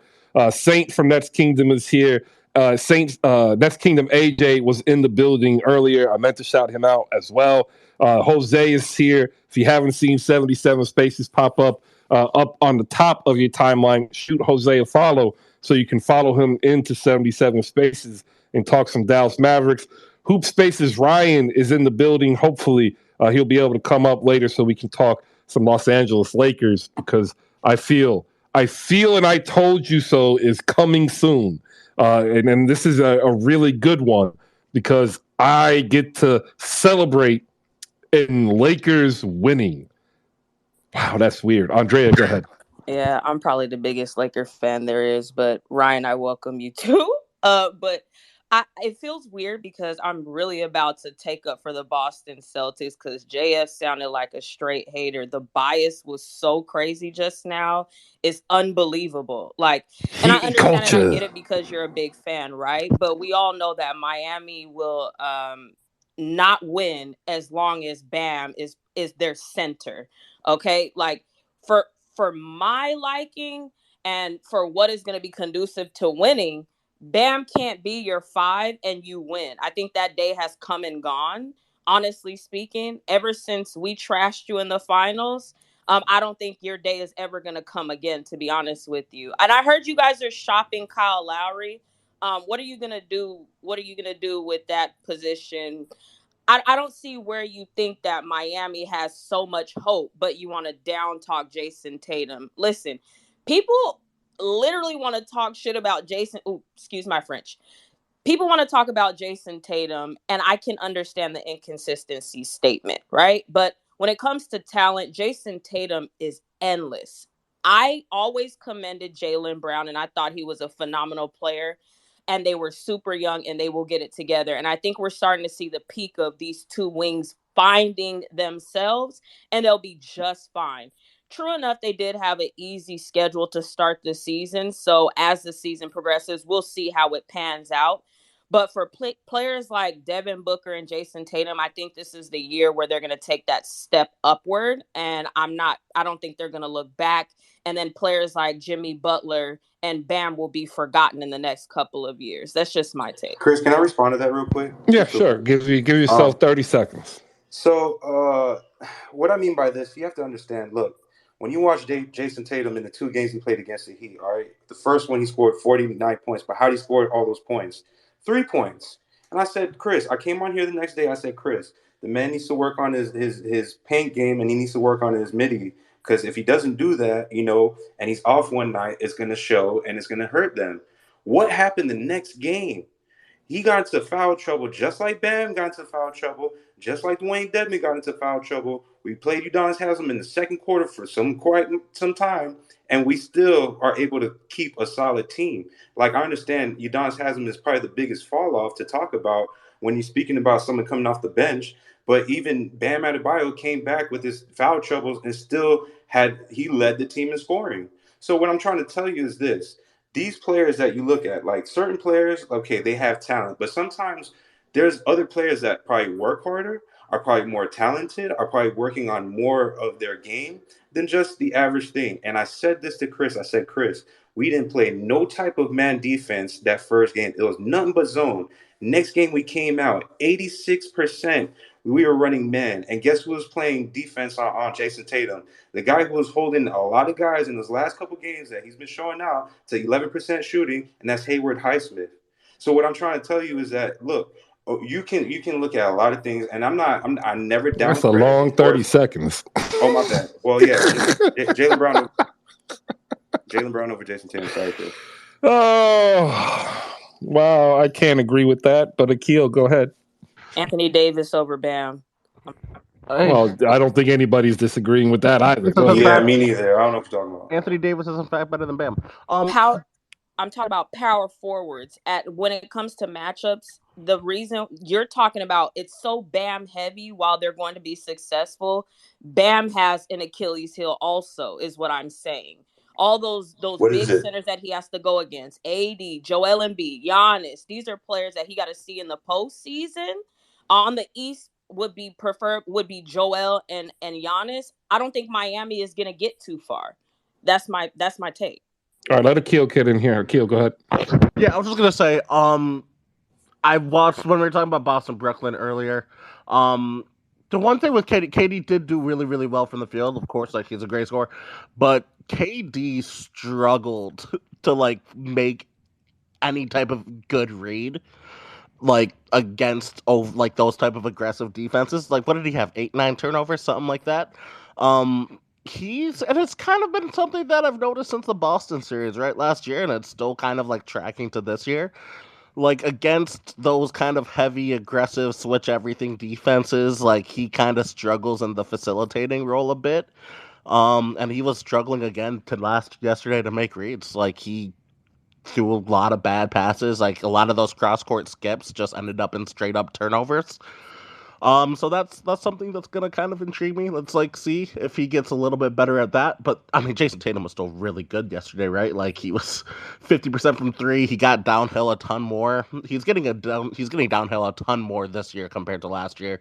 Like he cut out a lot of fat in his shooting diet. Like a lot of those mid range pull ups are just gone. He's like so much more of a strictly I'm shooting threes or I'm getting downhill, I'm getting all the way to the rim type of a guy. And it's really, really helped his game out offensively, in my opinion.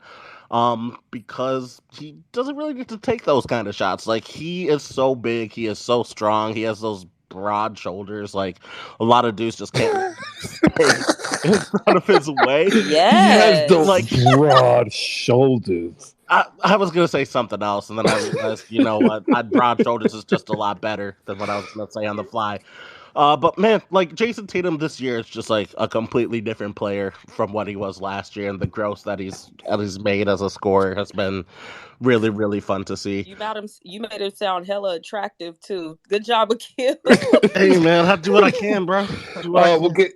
get Jay, the Wakandan tech support in here. Then I got one of the Funko Pops that I'm actually considering buying up here as well. If you look up top, it's the Jason Williams white chocolate from Sacramento Kings 55 buckets edition that you can only find at flamgoods.com. Promo code HoopSpaces saves you 15%. That's $3.50. What up, Jay? Jay the Wakanda. Go ahead. What's up, everybody? Again, good morning. Please retreat the show card. Let's talk about a team that's actually playing above 600 basketball with the most electrifying under 24 star in the game, and that is one John Morant.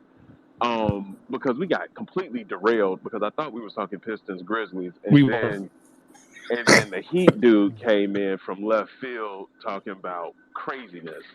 Um, the Grizzlies do have shooting. The issue is Taylor Jenkins' offense doesn't highlight it, and or those players aren't available. Santi Aldama can shoot. Jake LaRavia can shoot. Zaire Williams can shoot. And quiet as kept, John Morant can shoot now. So the Grizzlies have shooting. It's just not available, and Taylor Jenkins doesn't prioritize it because I think that when Zaire gets back, to be honest with you, I think he kind of makes Brandon Clark expendable because what I would like to see is Santi get Brandon Clark's minutes when Zaire gets back because there's no way Taylor's running an 11-man rotation.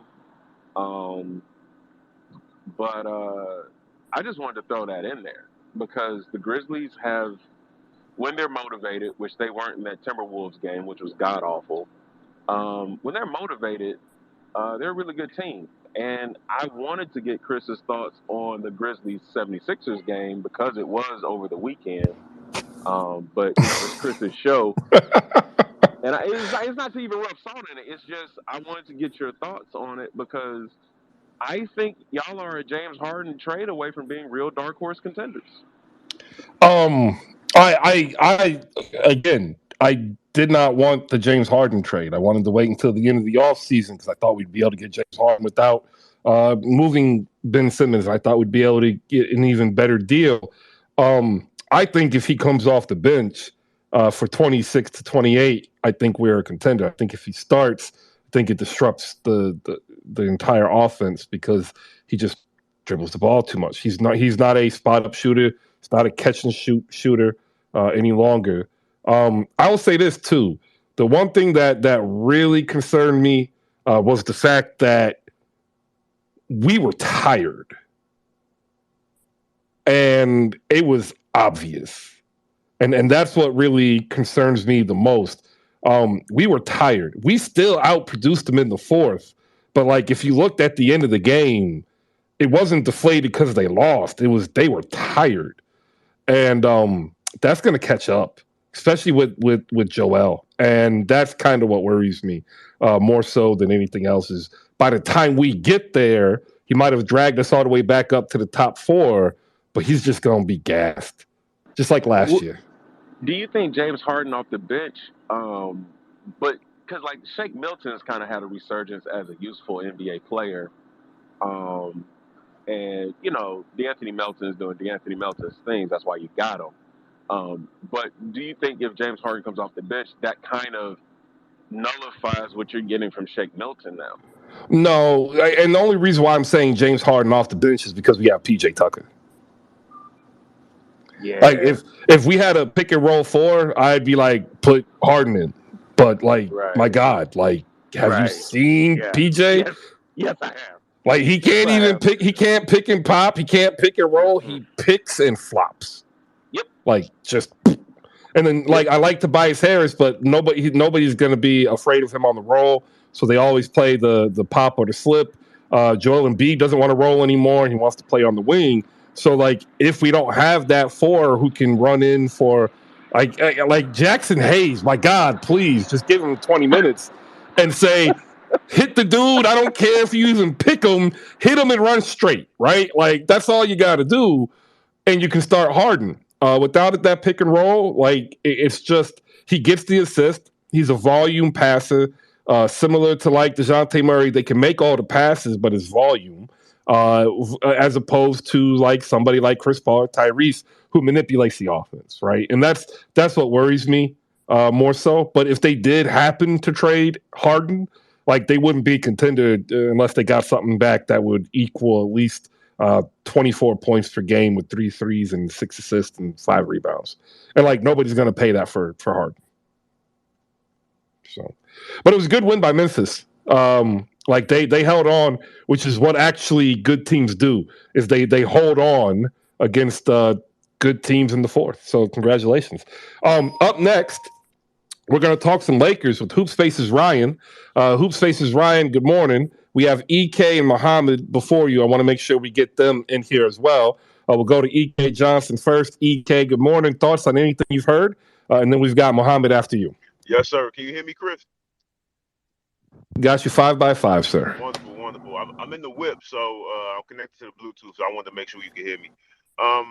Yeah, man, I just wanted to say something real fast. So, I'm local to the DMV area, so I actually surprised my wife, and we actually ended up going to the Lakers game last night, right? And for people who aren't necessarily familiar with, like, Washington, D.C. sports and sports fandom and stuff, it's really like a football town and church town, right? Like, people like the Wizards, but not like that, really. I say that to say we walked in, and there's nothing but purple and gold all over the place, right? Barely any Wizards jerseys, no cherry blossom jerseys, no paraphernalia, nothing. And AD, from mid-second quarter to the end of the game, every time he went to the free throw line, every time he hit a three, every time he did something that was good, whether it be scoring, rebounding, everything, he was getting MVP chance the entire night. From the entire arena, not from one section, from the entire arena, they were giving him MVP chance. I say that to say, I don't care about Steph. I don't care about Luka. I don't care about none of them. The best player in the NBA right now is that guy, is Anthony Davis. He's the best player in the NBA right now over the last 10 games, and it ain't really even close. So I know we're going to get into Lakers, later and everything like that, but I just wanted to throw that out there because I think it needs to be said at this point. I don't care if they're 10 and 12. I don't care whatever. When you look at what this man is doing, averaging 35 and 16 3 blocks, 63% from the field, and he's just toying with guys. He's doing whatever he wants. Seeing it in person really made me realize why he's the best player in the NBA right now. He was doing whatever he wanted to Kristaps Porzingis. Couldn't really do nothing with him all night. He's doing whatever he wants, and he is the best player in the NBA right now. That's all I got to say about that, Chris. Thank you. All right, hey, that is a statement. I'm gonna get that up here in a poll, ladies and gentlemen. Thank you to EK Johnson. Make sure You follow him on Instagram, Coalition Hoops. Best player in the league today. Is it Anthony Davis, Steph Curry, Giannis, and Luca? And we'll get that up there right now. I want to say thank you. We'll go to Muhammad next. Muhammad, thank you for your patience, my brother. How are you this morning? No problem. I'm doing pretty good. I'm in the truck right now. I got you on my Bluetooth. Can you hear me good? Yep, I got you, man. How's life in your world, and what do you want to talk about in regards to the NBA today? So first things first, I want to the dude who just talked about AD being the best player in the world. Hey, listen, he got an argument there. The past 10 games, he went up against Giannis, and you saw what he did to him. So he got an argument there. I would say at least top three, but that's not far fetched to say he might be the best. But anyway, I want to talk about the Nets. Um, you know, we went up against the so-called powerhouse of the East, and I want the Nets fans to be a little bit more optimistic about this loss because, first off, we didn't have a fully, healthy team, and we're very small right now, being that we didn't have two of our wings, including Ben Simmons and Yuta Watanabe. So we got a lot of matchups with Seth Curry guarding Jason Tatum and Jaylen Brown on switches. So it was tough guarding those guys. But even with that, it turned into a very grinded out game. We kept them, under, their season average by a lot. They averaged 120 something points. We kept them at 103, and a lot of it was just in the fourth quarter. In the last 3-4 minutes, they ran off 15 points. So it was a very low scoring game. Our defense is definitely doing something. That's a positive to take, especially when we didn't have some of our personnel that are specialists that could definitely slow down some of these guys. So I'm not panicking. It was definitely a good test to see where we are personally, and I don't think we're that far off. We're probably 1 or 2 moves behind. We definitely don't have the continuity that they have, but I definitely want to say that there's more positive than negative to take away, because that game was up for grabs in the fourth quarter. Even with 3 minutes left, it was only a 5-point game. And then we had the ball, and it was just careless turnovers towards the end. But I'm not looking at this game like it's a complete total loss and we just suck and yada yada yada. That was a good measuring stick for us. So that's all I have to say about that. Yeah, no, Brooklyn and Philadelphia are in the same spot, ladies and gentlemen. Make no mistake about it. And they both can be contenders if they're both healthy. But if they're both not healthy, we see in these games it ends up being an uphill battle. You get it down to 5, maybe get it down to 4, but then the other team starts coming back, and that's really the difference between a regular season team that does well and a contending team. And Philly and Toronto and Brooklyn and Miami reek of regular season contention right now, and that's not a good thing. But I think 3 of the 4 of those teams can actually be better. I think one team is in pretender status, and they're just not going to admit it. Jay, hop in here for 60 seconds. Then I want to get HoopSpaces Ryan up here in regards to some Laker talk, because AD was phenomenal. The polls up there. The last 10 games, it's hard to say he isn't. But I also said that at the end of this road trip, the Lakers could be 500. Jay, anything from before, and then we'll get you in after Ryan as we open up Lakers talk. Yeah, no, I just wanted to say that the NBA has to be consistent. LeBron James can't take 12 shots in the restricted area and only get 4 free throws. It's kind of a Zion issue. He has the same issue where, yeah, he's stronger than his competition, but I get you can't call everything, but 12 shots in the restricted area, 4 free throws, NBA got to do better. And the second thing is that my conspiracy theory is that Pelinka told everybody he's not trading the picks until he sees a team worth trading those picks for. And LeBron James politely told Anthony Davis that he doesn't get himself together, he's going to find himself in Utah. And Anthony Davis has decided that he doesn't want to live in Utah. Thank you. I love it. Give yourself a point. Anthony Davis doesn't want to live in Utah. All right, shout out down below to another dope Grizzlies connect. If you need Grizzlies on your timeline, that is Grindhouse Grizzlies. Make sure you shoot him a follow if you want to follow along the voyage that is Ja Morant. And it's a voyage. Like, he is the George Clinton of the NBA. Anytime you can watch yourself some Ja Morant, you should, because he's just that entertaining by himself. And the Memphis I Grizzlies like are a that. great team. Oh, you're welcome. You can take it. Another one done by me. I like that. I should really get a job in this field. I don't even know what this field is called. All right, Lakers talk with HoopSpaces Ryan. Ryan, good morning.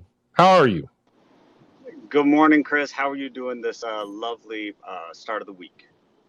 I am ecstatic. It was 25 degrees when I woke up. We got some sunshine with clouds coming in. We got some rain coming in. But more importantly, the Los Angeles Lakers are now 5-6 in their last 6 games. And I remember saying something at the beginning of this the beginning of the stretch with the San Antonio Spurs, that after this road trip that they are currently now on, they will see Cleveland, Toronto, Philadelphia, and Detroit. They could very well be 500. Here they are, ladies and gentlemen. They are now 2 games out of 500 with a victory over the Washington Wizards, 130 to 119. They're 10-12. Ryan, how do you feel?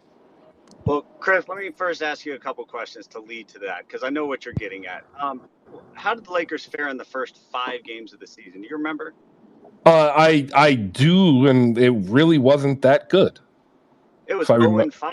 yeah, For the first 10 games of the season, this would be a little harder. Do you remember the record the first 10 games of the season? 2-8. 2-8. Do you Yeah, know the record the last 10 games? 8-2. 8-2. Do you know what that would be good for? That would be tied for the best record in the NBA over the last 10 games. You'd be correct. How far back of the play-in are they right now, sir? If I remember correctly, they're in the play-in. They are just behind the play-in, just behind the Mavericks. And how far back of the 6th place Warriors are they right now, sir? They would be 2 games. They are only 2 games back. And all of this is to lead to me saying, sir, it looks like you may have been right.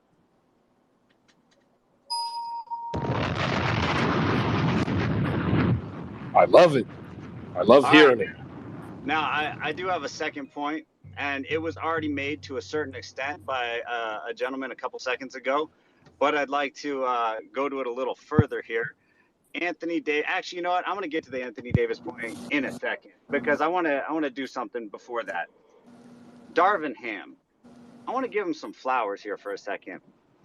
Did anyone at the start of the season think that that man was going to convince Russell Westbrook to come off the bench effectively? You know what? Yes, but I thought it was going to take longer. And then number 2, did you think he was going to convince Anthony Davis to play the 5 consistently? No. And he did both, and they are working. I want to give him flowers for that.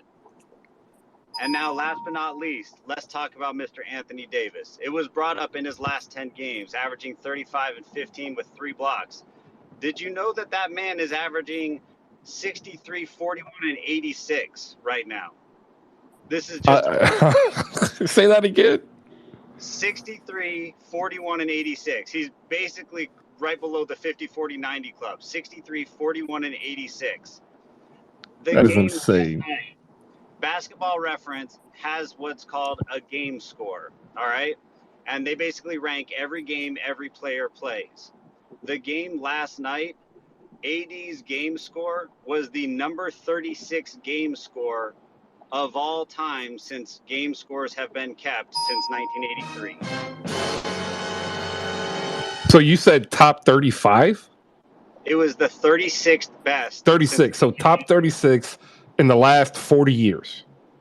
That is correct, sir. So I am going to sign my name to if the Lakers can get to the 6th spot, which again, we just said they were 2 games out, and Anthony Davis is putting up those numbers and the 36th best game of all time, I'm signing my name to the AD MVP train.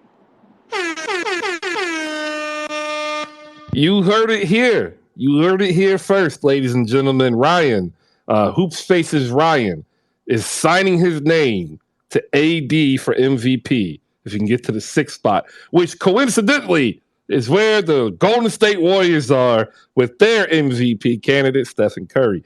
Malika, your hand is up. I'm assuming you have a comment and a question.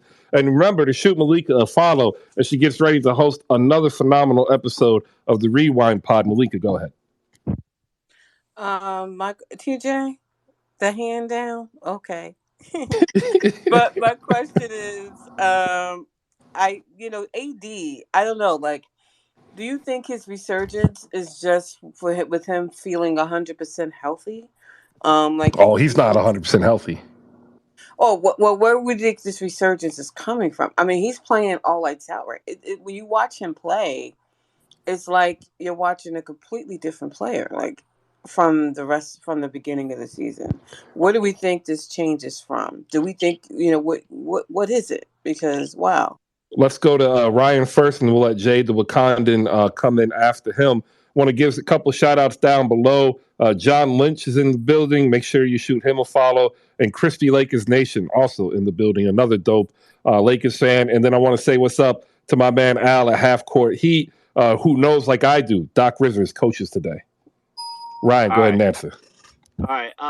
There's a couple reasons. As usual, it depends on how you look at it, but I'm going to first give credit to Darvin Ham for this. He's playing a different system than previously. But number two, it's just the players are learning how to play together. Moving Westbrook to the bench and having Westbrook buy in from the bench has helped with not having three paint players trying to all be in the paint at the same time, having Braun try to drive, having AD trying to drive, and having Westbrook trying to drive all at the same time means that teams could just stack the paint and not have to guard perimeter players on the Lake. Everyone knows the Lakers don't have 3-point shooting.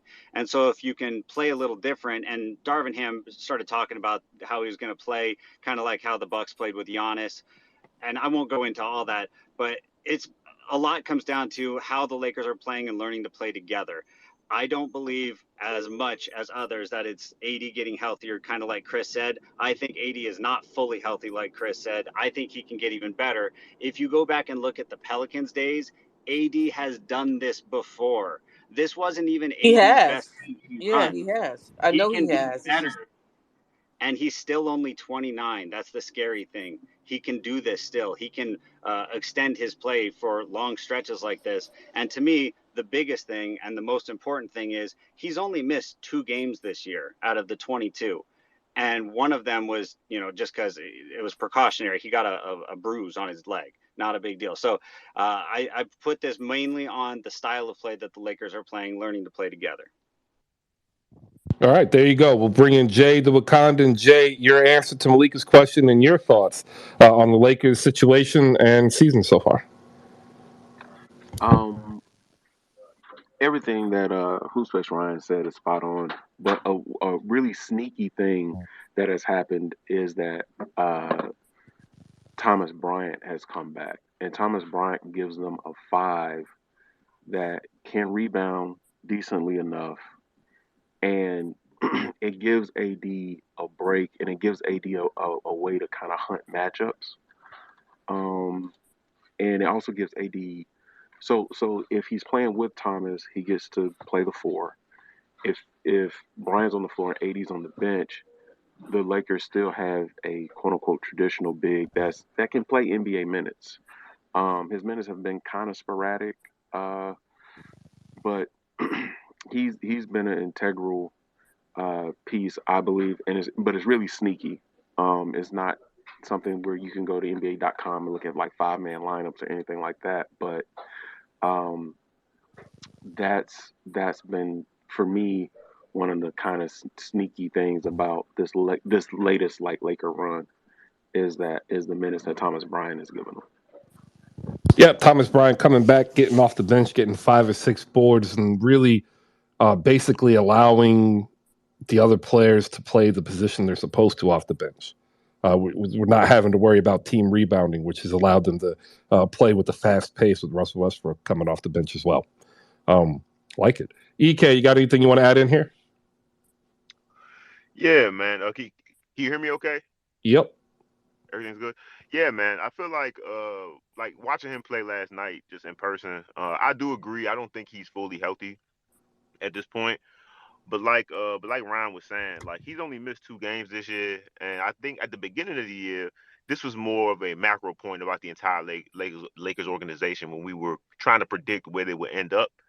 And I think I had said they would end up around 48 to 49 wins, just because when you got 3 guys like that in AD, Russ, and Bron, 3 bona fide first ballot Hall of Famers who have done so much in this league, and they've seen so much.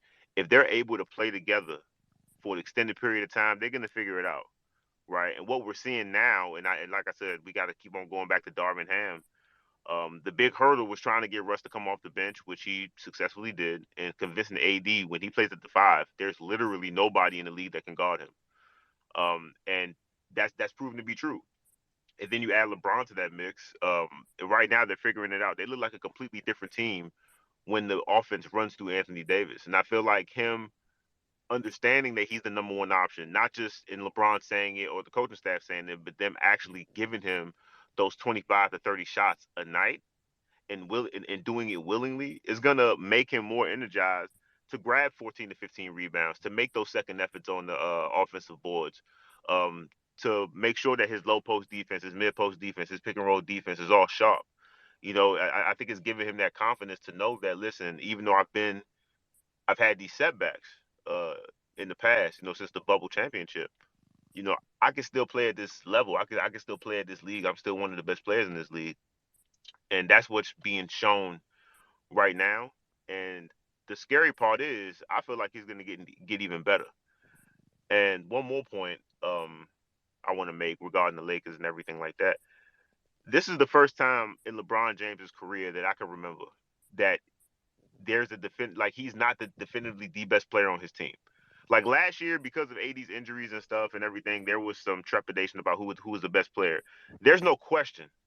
AD is the best player on this Lakers team, and for them to get to where they want to get to, they're gonna have to go through him. Because, like I said, when they're running him through the post, short rolls, uh, in the mid post, things of that nature, there's nobody, and I repeat, nobody, including Jokic, Giannis, Embiid, anybody you want to throw out there, Rudy Gobert's bum ass, Karl Anthony Towns, DeAndre Ayton, none of them can guard him. None of them can guard him when that man has his mind made up. So, I think if for Lakers fans, you guys got a lot to look forward to because I think AD is going to get even better. Man, big words, Ryan. Big words. I think AD can sustain somewhere around 27, 28 points per game, 11, 12 boards, a couple blocks, steal and a half, 3 or 4 assists. That's where I think he comes down to after this explosion. You put your hand up to reply to something, so go ahead, give your reply, and let's give a final thought on what you think the Lakers get to look forward to heading into the holiday season.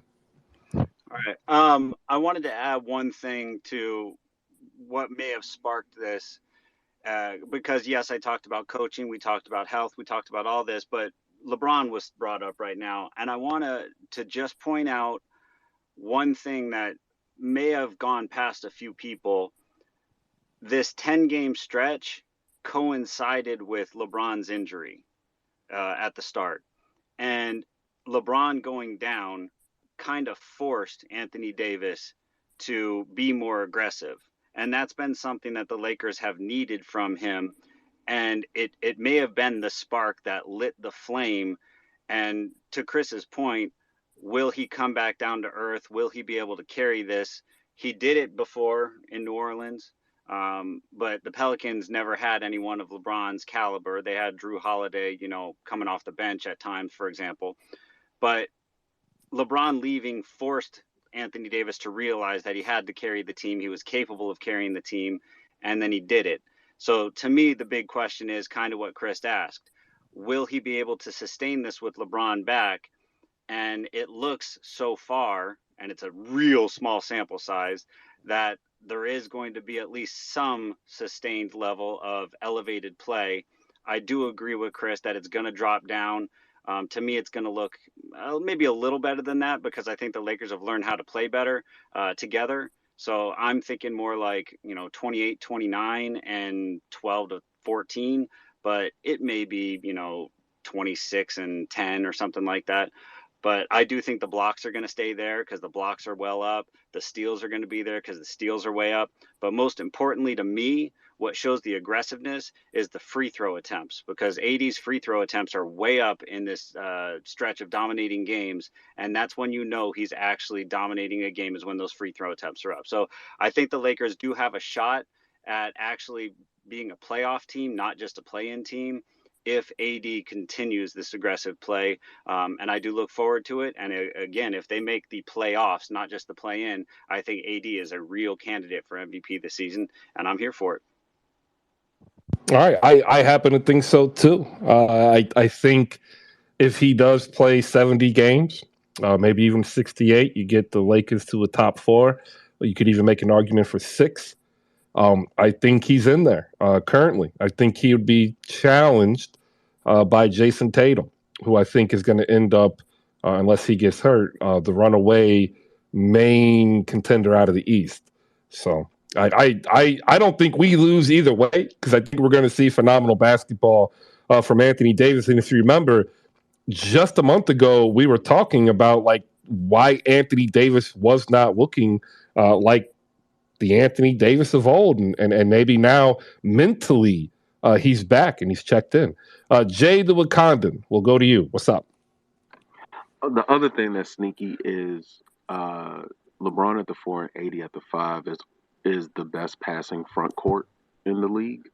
And that matters because even though they can't really shoot, LeBron James can thread passes in a phone booth of the paint to Anthony Davis, and then you're in the restricted area, which again, as Ryan pointed out, to leads to free throws. So that's also a sneaky thing that's going on is that interior passing in the NBA, especially this version of the NBA, is a really underutilized skill, and it's not really you don't really see it because a lot of bigs that are in people's lineup aren't there because they can pass. Um, and so when Bron does get in the paint and AD is in the paint, the passes they can thread to each other really help as well. And by the way, a Harden Cork Moss to Clippers for Batum, Reggie Jackson, Norman Powell, it works. Just to help you out, Chris. Stop that. For you. Stop that. That is nasty. That is just disgustingly nasty too. All right, real quick, I wanted to give some men's and women's scores from the weekend, and arguably the toughest game that Houston is likely to see until tournament time, and not March Madness, but their actual tournament. They defeated St. Mary's 53 to 48. They are now 8-0.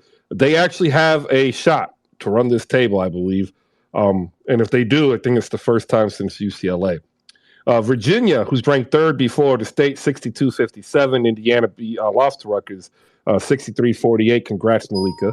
Arkansas beat San Jose State. Alabama beat South Dakota State. Duke beat Boston College.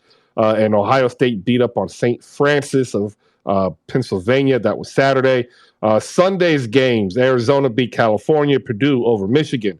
Creighton lost to Nebraska in a shocker. Creighton was ranked 7th. They'll probably drop down into the mid-teens. Tennessee beat Alcorn State. And Virginia Tech upset North Carolina. How about that? 80-72. Kentucky beats Michigan 73-69.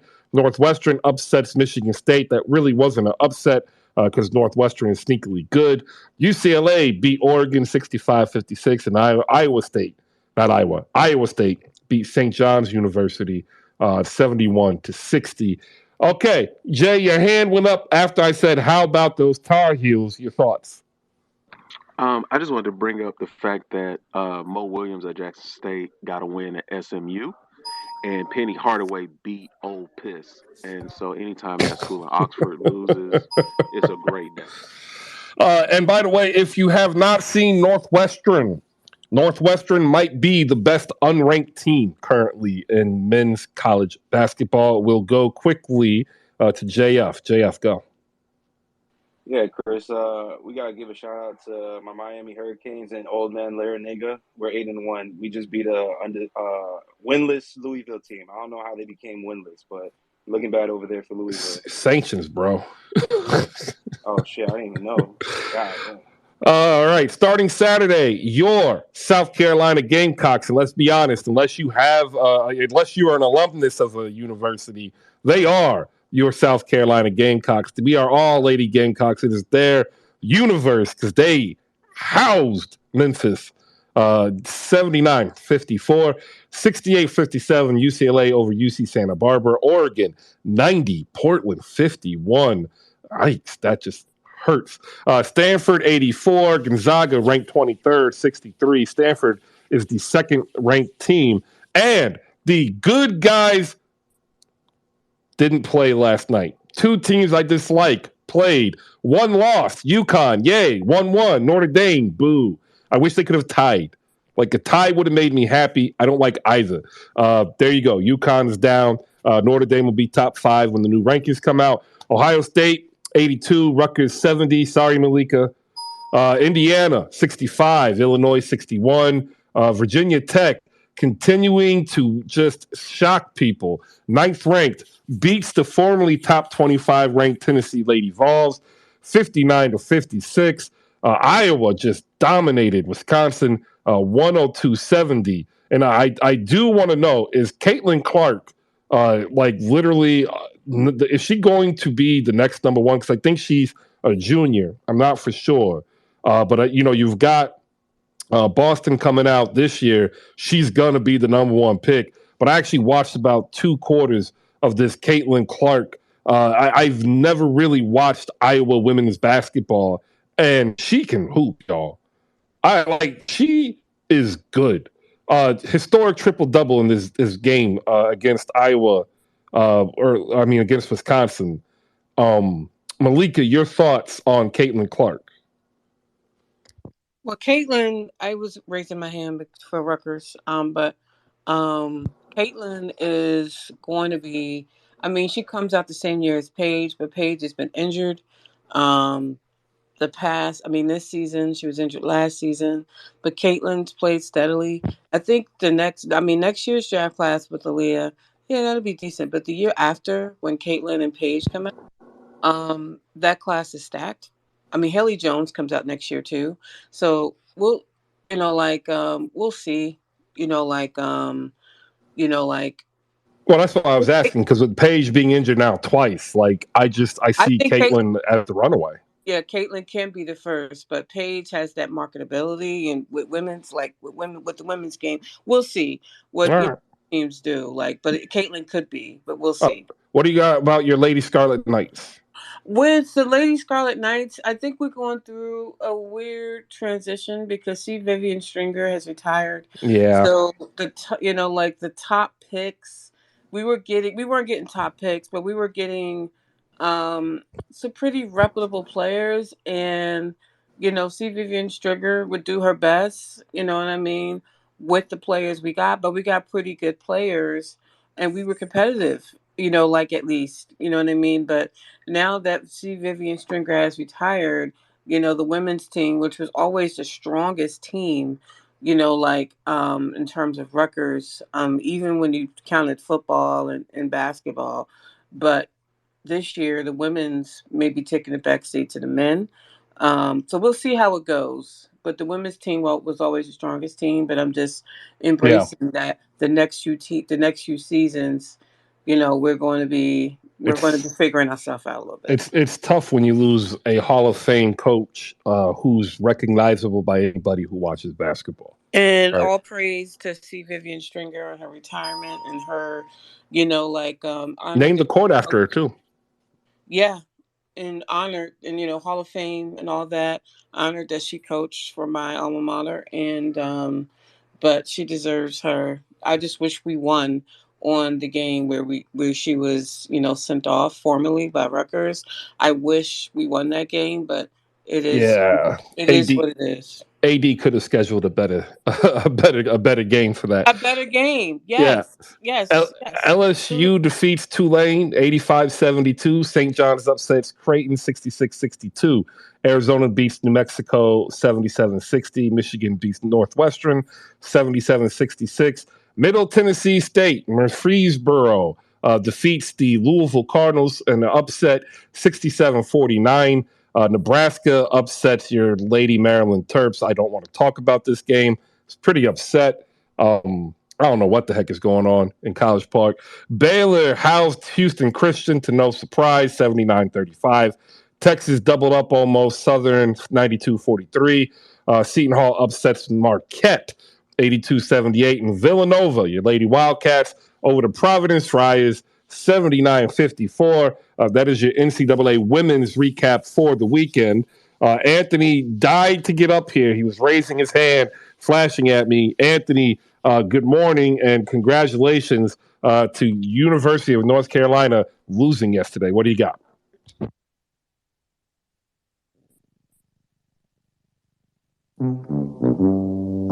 That's fitting. Appreciate it, Anthony. Malika, go ahead. 30 seconds. I couldn't hear nobody, yo. I swear to God. All right, can you hear us now? Yeah, a little bit. Well, it ain't us, man. I've been here all morning. Like, what's good? Oh, shit. Oh, yeah. Hey, basketball fucking sucks, yo. Like, shit. It's 4 in a row, right? For North Carolina, I think it's 3 out of the last 4. Yeah, it's 4 in a row. Hey, I see TJ now. Shout out to my boys out there. Listen, the starting 5 could have been on the NBA roster right now, but my God, Jesus, they suck. But anyways, yeah, back to what y'all was talking about. My bad. Remember when that happened before? When like it was 3 of them, and like they were all like bona fide lotto picks, or maybe like to the 18th, they all stayed, and then none of them got drafted in the first round. Remember that? Bro, yeah. I forget what year that was. That's could have been on rough. the NBA roster. He could have been on the roster. Like my Bangkok could have been on the roster somewhere. But they want to chase a ring. I understand. Yeah, shout out to Justin Jackson, right? Yeah. TJ's like, y'all talking about my Tar Heels, so we just throwing stuff out. If you want to hop up here and explain why UNC flopped, we're all ears. Malika, go ahead. I wanted to ask you a question. Did you see the announcement that the inaugural version of the in-season tournament will be during the regular season and count regular season games, not like Yeah, it was the only way it was going to work. Yeah, it's the only way it was going to work. Like, what do you think about this this supposed tournament that's coming soon?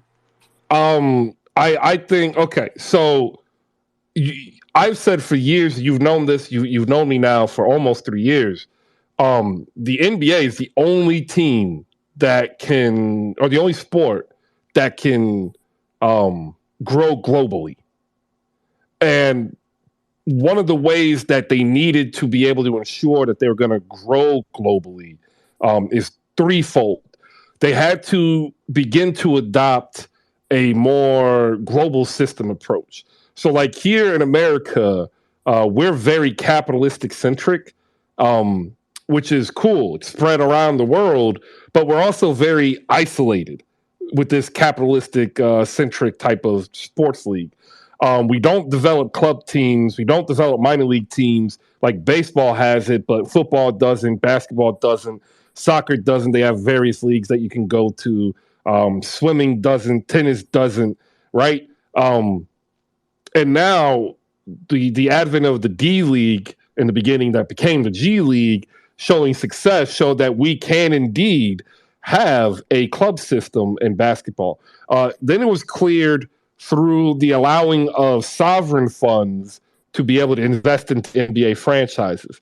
What is a sovereign fund? A sovereign fund is a fund, a capital fund that is owned and operated by a government entity, a state entity.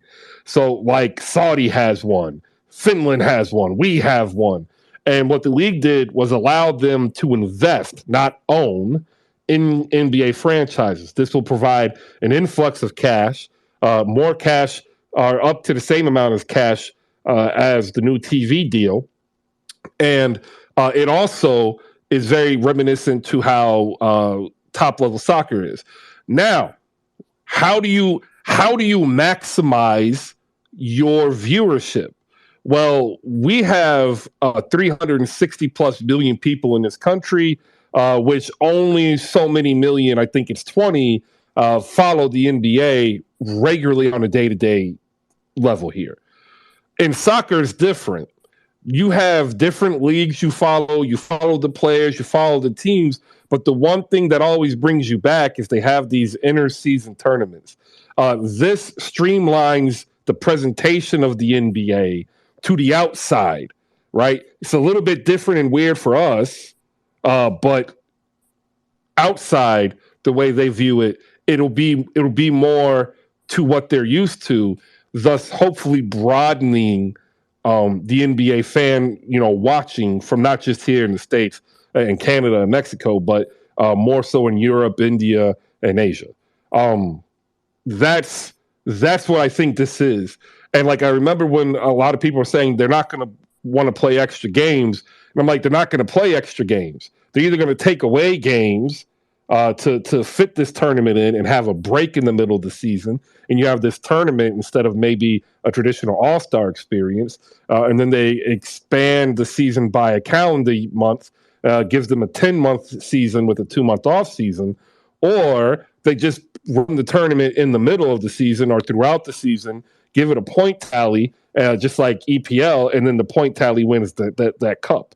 They still might not be the NBA champions, but then imagine if it was the Lakers who surged and became cup champions, and then the Warriors became NBA champions. Just think of the amount of screen time, ad time, revenue that would be generated. That's what this is really more about. So I'm all for it, as long as that the players get their cut and like they don't, which they will eventually, overcharge the consumer, right? Because that's the issue: is how much do we save versus how much are they going to try to make us pay more, right? Because now remember, this is something different. It's new merchandise. That means you're going to buy new stuff.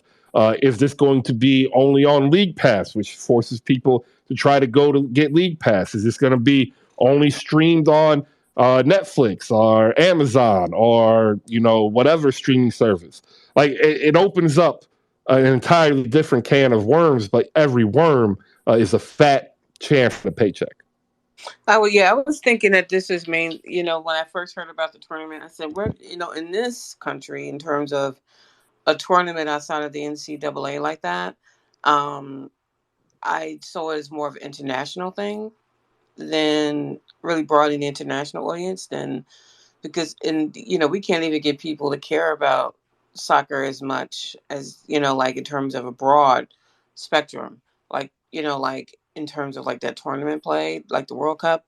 So I was just curious, but to me I thought it was more broadening the international audience than Yeah, no, it is, but it's also designed to change our consumption habits, right? Like that's remember, they, like any other entertainment industry, want you to have eyes and ears on them for as long as humanly possible.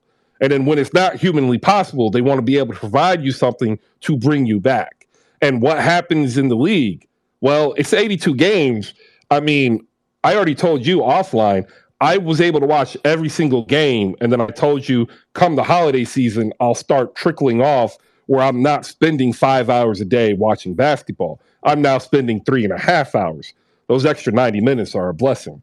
But like now, they're going to be able to bring casual fans back whose team might already be out and say, hey, you have a chance to win this cup because this isn't anything to do with, quote, regular season record.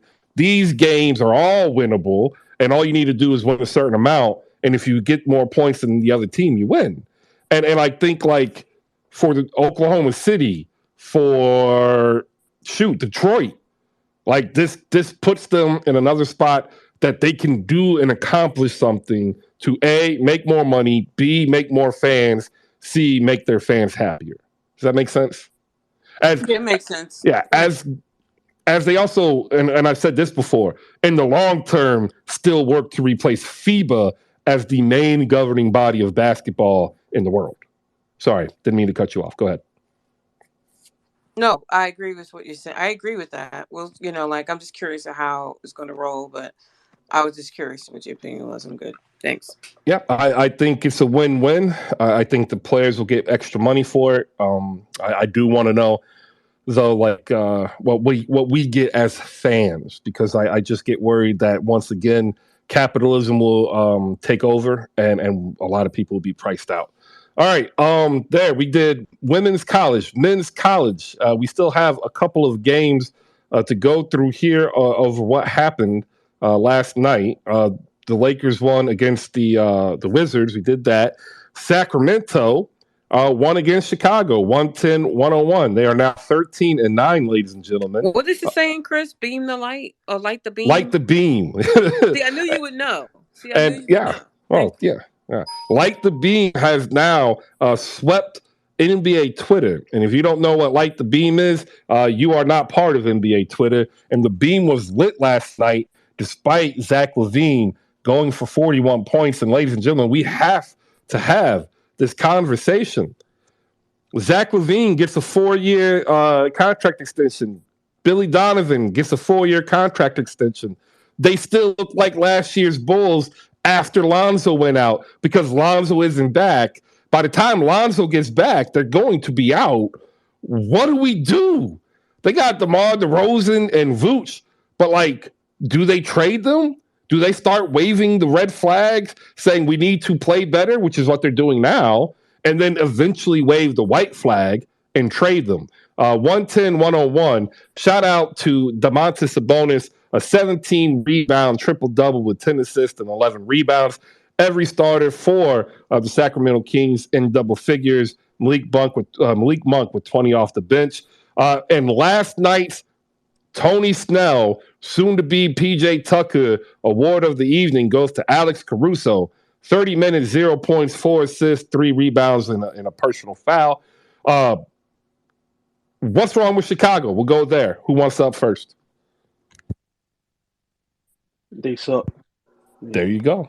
They fucking suck. Yeah, I said they better than the Knicks too. I didn't forget that either. I heard that. Yeah. They're not gonna. Short and to the point. Buy or sell Sacramento. I think people are starting to realize that they need to buy. And it's not just offense. Their defense is also better. Shout out to De'Aaron Fox. The swiper was out last night. 16.7 boards, 4 assists, and 2 steals, making life miserable for Alex Caruso. Shout out to Zach LaVine, his best game of the season. The Bulls cut it to 1 point or 2 points in the fourth quarter, and then Sacramento just pulled away. Last game of the night, the Portland Trailblazers beat the Indiana. Before you go there, can I ask you a question? What are people buying now? Because the West, consistency. You have the Warriors, you have, the Lakers coming on. I don't know what's going on in Clipperland, Jesus. And you have some, the Pelicans buying what? So the Kings currently, as they stand, have the third best point differential in the West behind Phoenix and New Orleans, right? Their defense is starting to improve. Their offense is actually maintaining their high scoring for the last 10 games at 119 per, giving up 115, rounded to the lowest number, not the highest. That scores more than Phoenix, scores more than New Orleans, but their defense isn't there. They're 7-3 in their last 10, whereas Denver and Memphis, they're 5-5. And I think a lot of people are discounting the fact that Mike Brown had his rotations locked in pretty early because it seemed as though he had already figured out his team and everything's working. The question is, can they be consistent? And I think they can. They're 8-4 at home. That's the key. Anybody else want to ask a question or talk about the Kings and Bulls real quick? All right. Moving on to the last game. Pacers lose to the Trailblazers, and Damian Lillard's return, 116-100. Jeremy Grant, 28 points. In fact, actually, Jeremy Grant, Damian Lillard, and Anthony Simons once again combined for 65 plus or more. Last night it was 70. And the Pacers really missed Tyrese Halliburton. Andrew Nembhard got the start and had a good game, 16 points, 6 boards, 8 assists. And I tell you that is the next backcourt to watch. It is not Benedict Mathurin. I think he slots in at small forward because they already got a trio. And I'm going to be real interested in how the Indiana Pacers develop that trio with Tyrese Halliburton, Benedict Mathurin, and Andrew Nembhard because I think all three at 6'5", 6'6", that's a good starting trio for guards and wings. They still have a problem with Miles Turner. I don't see them giving him a long-term extension at the figures he wants, so they have to figure out when they move him, unless they shoot back up to a top 4 seed. Buddy Hield, 22 points, 11 rebounds, 4 for 9 from deep. Also rumored to always be available because let's be honest, they are in a reset. They're just actually playing hyper competitive because they have a very, very good young core. The Trailblazers, again, I think a lot of people really like the Trailblazers, but when they end up seeing the Trailblazers, if that starting five doesn't do what they did last night, they don't win. It was a phenomenal game, but if you look at it, I believe they only scored 15 points from the bench, so 101 from the starting unit. And if they don't get at least 90, they tend to not be in games. So if anybody saw that, we can talk about that real quick. If not, we're almost done, and we'll get settled in for our final takes of the day. All right, see, it's that easy, right? All right, I want to go ahead and do one more read, ladies and gentlemen. This show was brought to you by slamgoods.com. If you check up top, there's a couple of tweets out there. You have the Jason Williams white chocolate Slam Funko Pop. It is only found on Slam because it is a deal between Funko Pop and Slam. When you see it, it's got the Slam logo on the front and inside the box. It's really cool. It's like a window pane. Pick it up, $20. Use promo code HoopSpaces, save 15%. And for all of you Toronto Raptors fans, pick up that Scotty Barnes cover for the magazine, Slam magazine. And actually, it's the actual magazine, $10. Save $1.50. Buy yourself a coconut macaroon because they are delicious and chocolate chip cookies are not. Up tonight, ladies and gentlemen, we've got some NBA action to get to. But we'll go ahead and give the final takes. We'll start with JFK. JFK, what is your final take of the day? Yeah, I'm just ready for tonight's game, Chris, against the Memphis Grizzlies. I think tonight's game is definitely going to prove something. And, I just watched Croatia beat Japan. Appreciate it, Chris. All right, shout out to Croatia beating Japan in the knockout stage to move on in the FIFA World Cup, which, by the way, we have a FIFA World Cup section in the HoopSpaces review newsletter to keep you up to date. Just click on it. It takes you right to Fox, who's doing the presentation for us here on the States, and you can catch up on your World Cup action, as well as a Yuta Watanabe interview by Mike Scotto of Hoops Hype. So make sure you check out the HoopSpaces review. Free with an email. Like free with an email.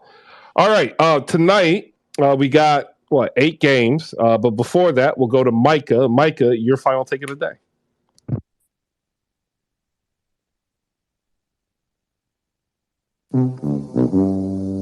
Absolutely riveting. I am sure you can't wait to see that Dallas Mavericks and Phoenix Suns game on 8:30 at NBA TV. You always surprise me, Chris. You come out of nowhere when I'm in the middle of something. That's what I do. Hey, final take of the day, because I didn't really get a chance to get it off. Man, so I think I asked you this in a DM. The way the Lakers are looking right now, is it really a good idea to trade Russell Westbrook, or are they actually maybe better off? Are they actually maybe better off going with the Poinka plan? Because I think there is a couple of guys out there that could help them, and the proposed trades, I think one is come and gone anyways, and I don't know if those other trades really make them that much better as far as what there's part of me just thinking that them just standing pat and maybe being slightly mediocre or maybe being a 6th seed might be better for them in the end. And plus they don't end up having to come off of that draft capital that they've been trying to avoid doing. Is it just me, or what do you think? I tell you what, if I am one Patrick Beverly, and if I am one Kendrick Nunn, I am playing as hard as I can with whatever minutes I get because one of those two is gone. With the way Russell Westbrook has played off the bench, unless they were to be able to get somebody they could integrate in automatically to take that role, I don't think Russ is going anywhere any longer. And I don't think you trade Russ and move Patrick Beverly, you get the same bench production.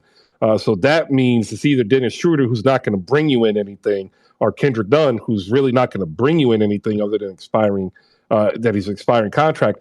That leaves Patrick Beverly, who's making 13 mil. So, like, if you teamed up Pat Bev and Kendrick Nunn, you get 18 million. You add in Dennis Schroeder, you get 20.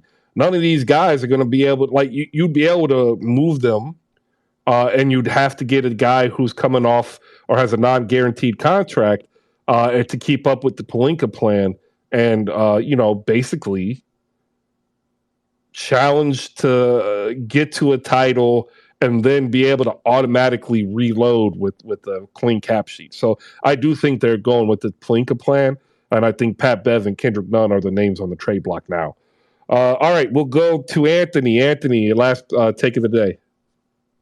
Well, Duke plays tonight against Iowa. Unlike North Carolina, we don't suck like them with a bunch of freshmen on the roster and a one-year head coach. So yeah, I'm paying attention to that tonight. I'm paying attention to some games, but get ready because Kyle Filikowski. If you haven't seen this boy play, listen, y'all need to watch him. He is trending into the top 10 in my draft boards.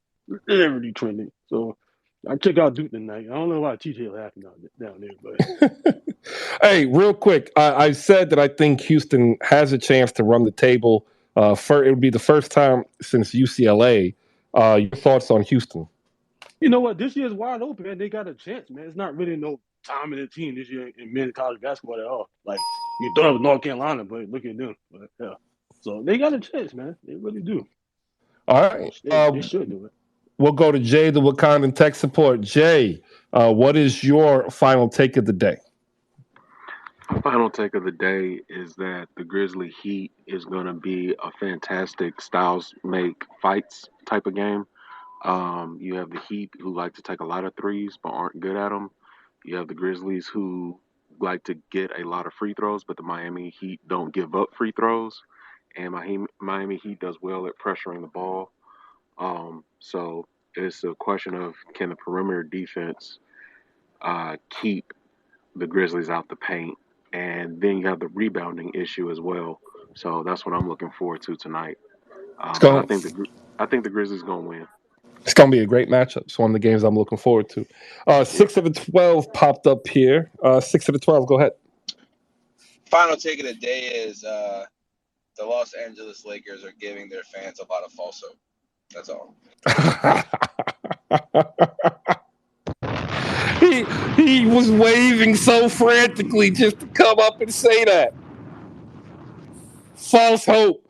Or is it the hope being diminished of the Pelicans fans of getting Victor Wembanyama? Oh, that's right. I haven't forgotten. Pelicans fans was jumping on these Lakers. They was like, oh, y'all gonna give us Victor.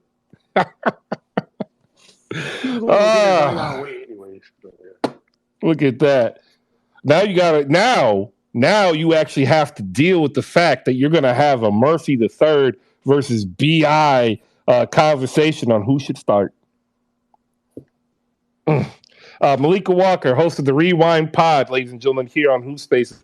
One of the founding content creators came with me over from Clubhouse, and I just wanted to tell her personally, like said, and Sean, and everybody else that has become affiliated with the HoopSpaces name and brand, thank you from the bottom of my heart for all of the work that you've put in, for what you do and helping others. And your voice is heard and appreciated, and I am grateful. Malika, your final thought of the day. Final thought really is I'm glad my team is out for 2 days. They'll be back Wednesday playing Charlotte, and they should win that game. Yeah, I'm happy for that. But catch me out this Thursday. Derek Stein, Half Court Heat, and I will discuss the Allen Iverson era Sixers. So I'll get out the card this week, today. But Thursday at 9, I'll be online talking Philadelphia 76ers, Allen Iverson era. And that's about it. I may not even watch ball tonight. I may just, watch Dahmer or something. That's it. All right, appreciate it. And you know what that means, ladies and gentlemen? That means I get to hit this button. Brought to you by slamgoods.com. Head over to slamgoods.com. Use promo code HoopSpaces. Save 15%. You can pick up that Jason Williams white chocolate Funko Pop. You can pick up all the Funko Pops except for Tim Duncan, still sold out. Like, I've got that on watch. Now I am invested. Once that Tim Duncan comes back, it is mine. And that will be my first Funko Pop I'll ever buy. $20 over at slamgoods.com. Use promo code HoopSpaces.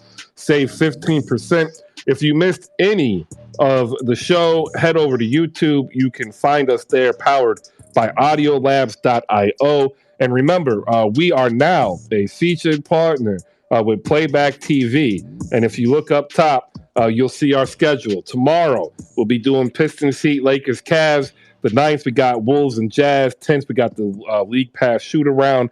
Also, if you have yet to sign up for the review, why? Like, it's free. It takes an email. 2 taps. 1 tap to get there, put in your email. 1 tap to subscribe. Get the best recap and news and notes sourced out, sent to your email every day in the morning, Sunday through Sunday.